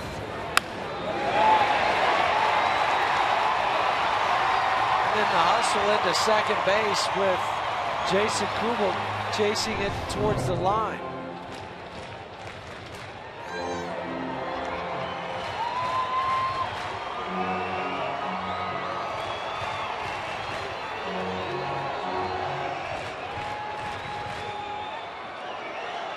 Eric Young, 0 for 2 and a walk. You throw out a base hit here, you make it a 3-run game. You never know. Down ball, cut off by Chavez.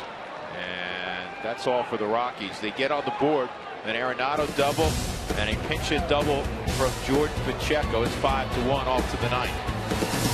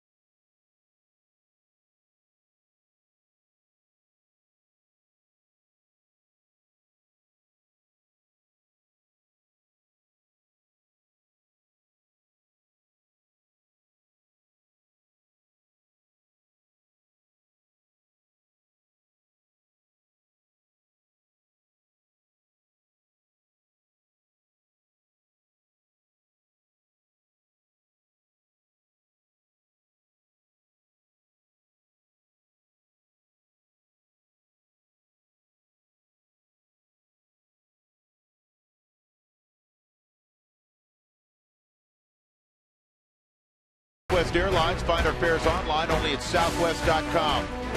And by Ram Trucks. Guts, Glory, Ram. Game 1 of 3 against Arizona. The Diamondbacks came into the ball game in first place, and they'll carry a 5-1 lead to the top of the 9th inning. Out to center field we go, and here is Joel Klatt. Joel. Thank you very much, Drew. I hope you and Jeff are enjoying your digs up there in the press club. Definitely looks like fun. First of all, on the Toyota postgame show, we're going with, as advertised, Patrick Corbin, undefeated coming into this 6-0, and he has pitched a gem here at Coors Field. Plus, the second thing we're talking about, sometimes you just got to give a tip of the cap. Offensively, Arizona's been very good, and obviously Corbin on the bump as well. All of that coming up, plus we'll get you into the clubhouse on the Toyota postgame show. Drew. Joel, thank you. And here we are again at the press club. We've enjoyed our time up here. The food is great. The atmosphere is perfect. And the view cannot be beat. So make sure you get online and check out the opportunities at the press club. Yeah, and thanks to the Rockies for allowing us to come up here and broadcast and eat all their food. Right, and Huey's on his second plate of this is nachos. Your nachos. Oh, don't give me that. People know better. Yeah, right.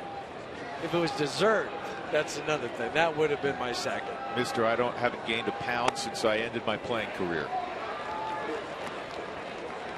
Wilton Lopez is in the ninth. Eric Chavez is 3 for 4 tonight.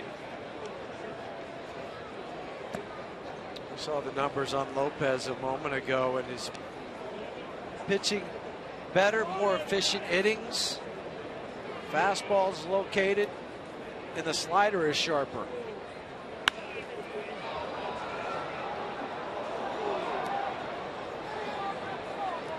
It was nice to see Joel back tonight. He was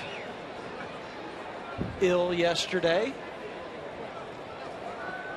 He rallied and made it back tonight. Looked healthier today yes, than he did yesterday. Bounces back quick. He's a young man.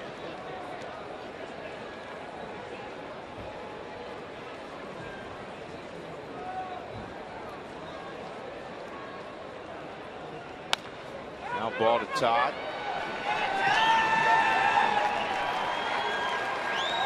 Chavez retired, and that'll bring up Martin Prado, who is 1 for 4 in the ball game, a single back in the 5th inning.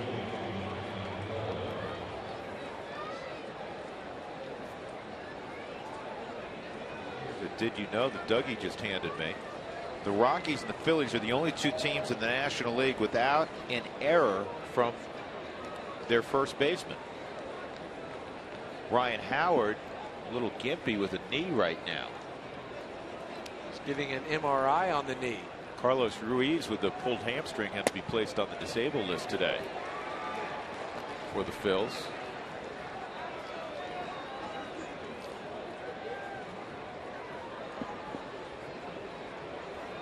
'29-year-old Martin Prado.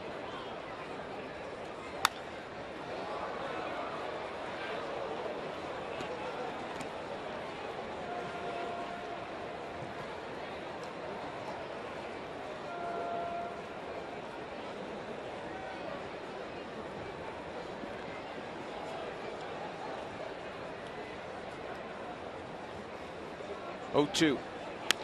And that slider is caught left field by Gonza. Oh, what a catch by Carlos Gonzalez.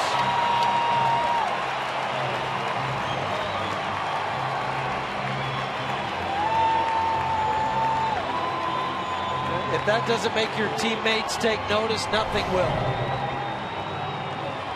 He lays out for this ball. We've seen him make some spectacular catches in left field. Goes hard every play, every out. Super look from the Mike Shaw Subaru Supermo. Catch it, then you have to squeeze that hard, that glove, so when the ball hits and the glove hits the ground, it doesn't pop out. Using a new baseball glove the last 3 or 4 games. That thing looks like a futuristic contraption. Get a better look at that one tomorrow. Yeah, I agree with you. Jason Kubel, 1 for 3. He walked back in the 2nd inning, a single in the 3rd. And a good looking pitch.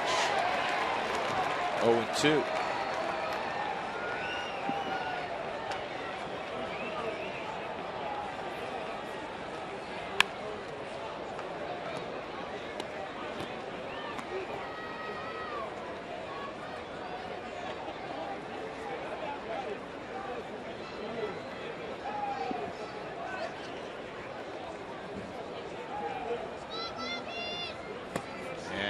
That changeup. No bite from Kubel. Close. Good looking pitch.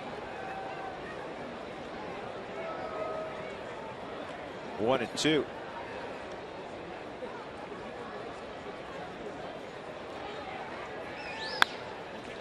Toward the hole and on through, a base hit.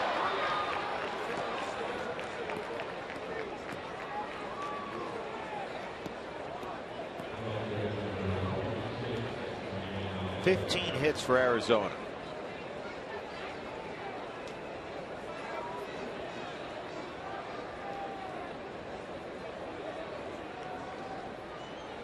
Don Baylor, your hitting coach,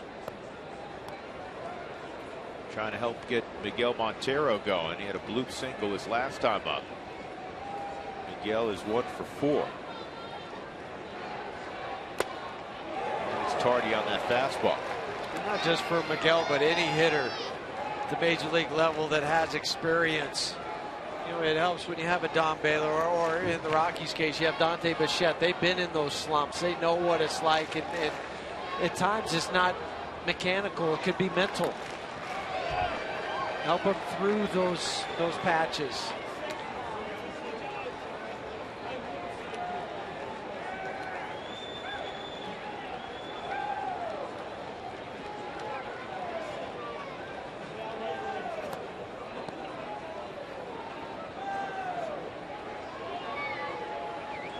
Couple of guys who had distinguished major league careers as hitting coaches now. Dante Bichette and Don Baylor. Always talking hitting. What he was just illustrating was that left elbow, it can't get up too much and pointing to the sky. You have to keep it down more and level. Well, that was a good swing, and that's 16 hits now. Keep it on the path of the baseball, Dante's fond of saying. Bring up A.J. Pollock. That's the 3rd time this year in a 9-inning game that Arizona has had 16 hits. They had 17 hits in a game this year that went 16 innings against St. Louis. Crowd's been announced, 23,053, 23,053.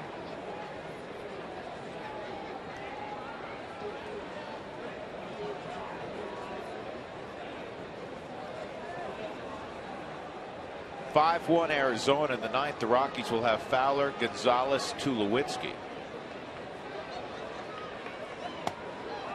and hopefully others." Well, if you can get it to the bullpen for Arizona, they've blown a major league lead 14 out of 25 times. That has been their Achilles heel.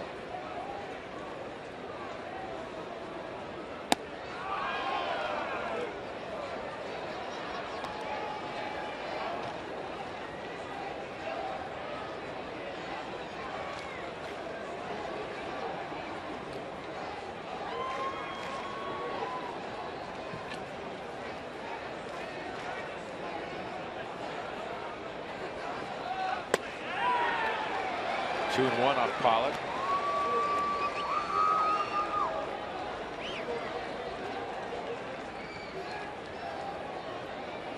Rockies will have an off day Thursday.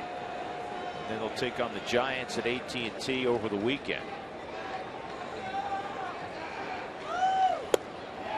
He went 2-2. Just a quick 2-game set in Houston for a 5-game road trip.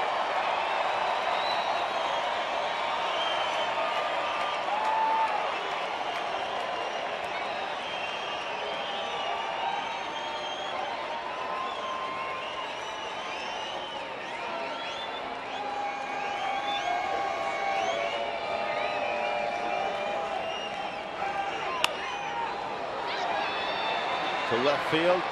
Cargo's got it, and that puts down the inning. A couple of hits, couple of men left aboard. We'll go to the bottom of the 9th inning. The Rockies need a significant rally, down 5-1.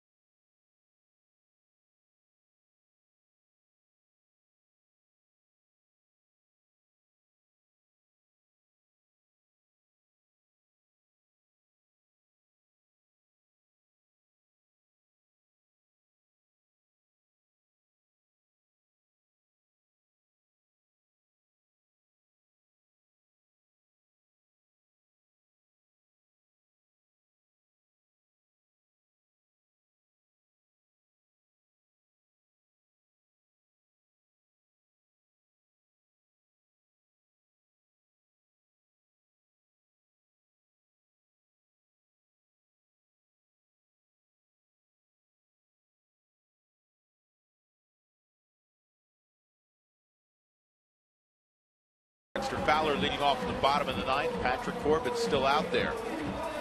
Who Wants Tacos? Fans, if you'd like to receive text messages when the Rockies score 7 or more runs for the Rockies Taco Special, text the keyword taco to 720-720.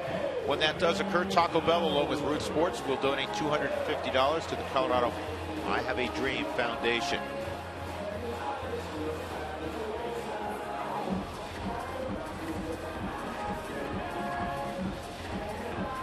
Patrick Corbin's been the story tonight. He has completely dominated the Rockies. The Rockies finally got a run in the 8th inning on a pair of doubles. Nolan Arenado with 1 out and Jordan Pacheco with 2 outs to drive him in off the bench. Dexter tonight, a line out, a ground out, and a strikeout. The longest that Patrick Corbin has gone this year is 7 1/3 innings. That was at San Francisco. 3 other times he's pitched 7 innings, so he's going into uncharted territory with the. Well, he's never pitched a complete game. No, and the most pitches he's thrown this year is 106. Shows great athleticism there to twist his body around and field that comebacker.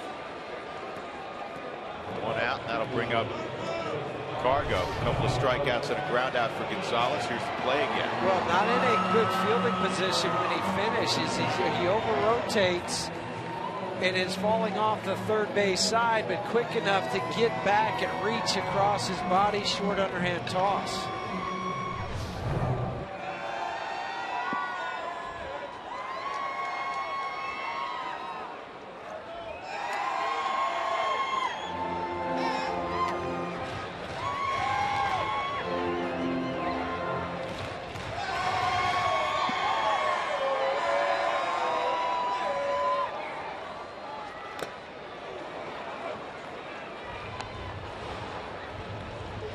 Ball, 1 strike on Gonzalez.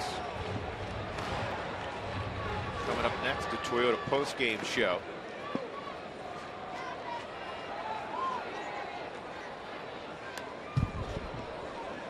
Nothing seems to be in the center of the plate with this guy. Well, I can think of maybe 2 pitches. The one to Troy that he singled up the middle, that was belt high over the plate, and Nolan's pitch. But if you're talking less than 5 pitches in 90 total, you're right. Foul tip. Yep, foul tip, and Gonzalez gone for the 3rd time tonight. That is strikeout number 10 for Patrick Corbin. And the Rockies down to their final out. Season high prior to tonight was 7 strikeouts for Corbin. He's given up 2 runs in a game 3 times. He's given up a run in a game 3 times. He's thrown shutout baseball twice. Tonight he's obviously given up just 1 run. Yeah, with the run tonight, he's given up 10 earned runs. The last guy to start a season for Arizona with 9 straight quality starts was a fellow by the name of Randy Johnson. That's a 2-strike count on Tulowitzki.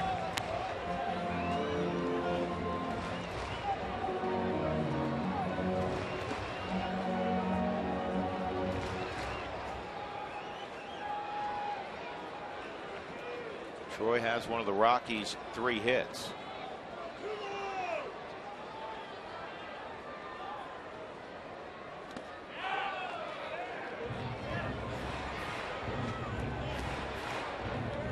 Brandon McCarthy on Saturday. Been a hard luck pitcher earlier in the year, through a complete game. First victory of the year for Brandon. 1-0 shutout of Miami. Here's the 1-2.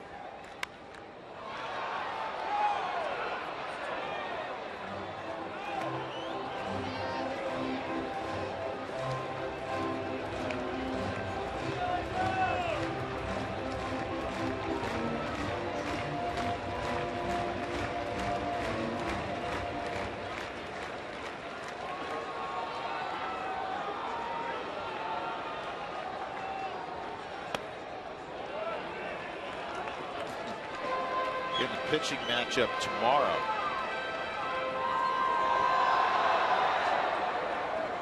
Rockies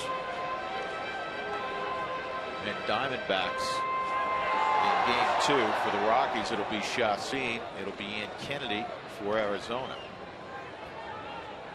2-2. On the ground to short. Gregorius has it. And Arizona wins game 1 of this 3-game set. 5-1. First complete game for Patrick Corbin, the 23-year-old from Cicero, New York, way upstate. And you can't do anything but tip your cap when a guy goes out and throws that kind of ball game. A 3-hit complete game performance. It's the 6th time this year the Rockies have been held to 3 hits or less. Impressive performance from the young man. He was tremendous. He's been tremendous all year. Today's Jimmy John's Freaky Fast Delivery of the game. It's brought to you by Jimmy John's. It was the work, obviously, of Patrick Corbin tonight. Dominant from the get-go. A lot of tentative swings, and there were some of those also. 10 strikeouts for Patrick Corbin as he improves to 7-0 and lowers his 1.52 ERA. Well, we had a great time bringing you the ball game from the press club. Unfortunately, like all of you, desired a different result, but this is a great place to watch the ball game and enjoy some great dining. Well, it was really nice to get out of our booth and come down here and enjoy a game. The game wasn't what we had hoped, but as Joel said, coming into the 9th inning, sometimes you just got to tip your cap to the other team because they practice too. Absolutely. Patrick Corbin, terrific tonight. Again, our thanks to the Rockies for having us at the press club. The final score, Arizona 5 and the Rockies 1. Stick around, the Toyota postgame show is up next.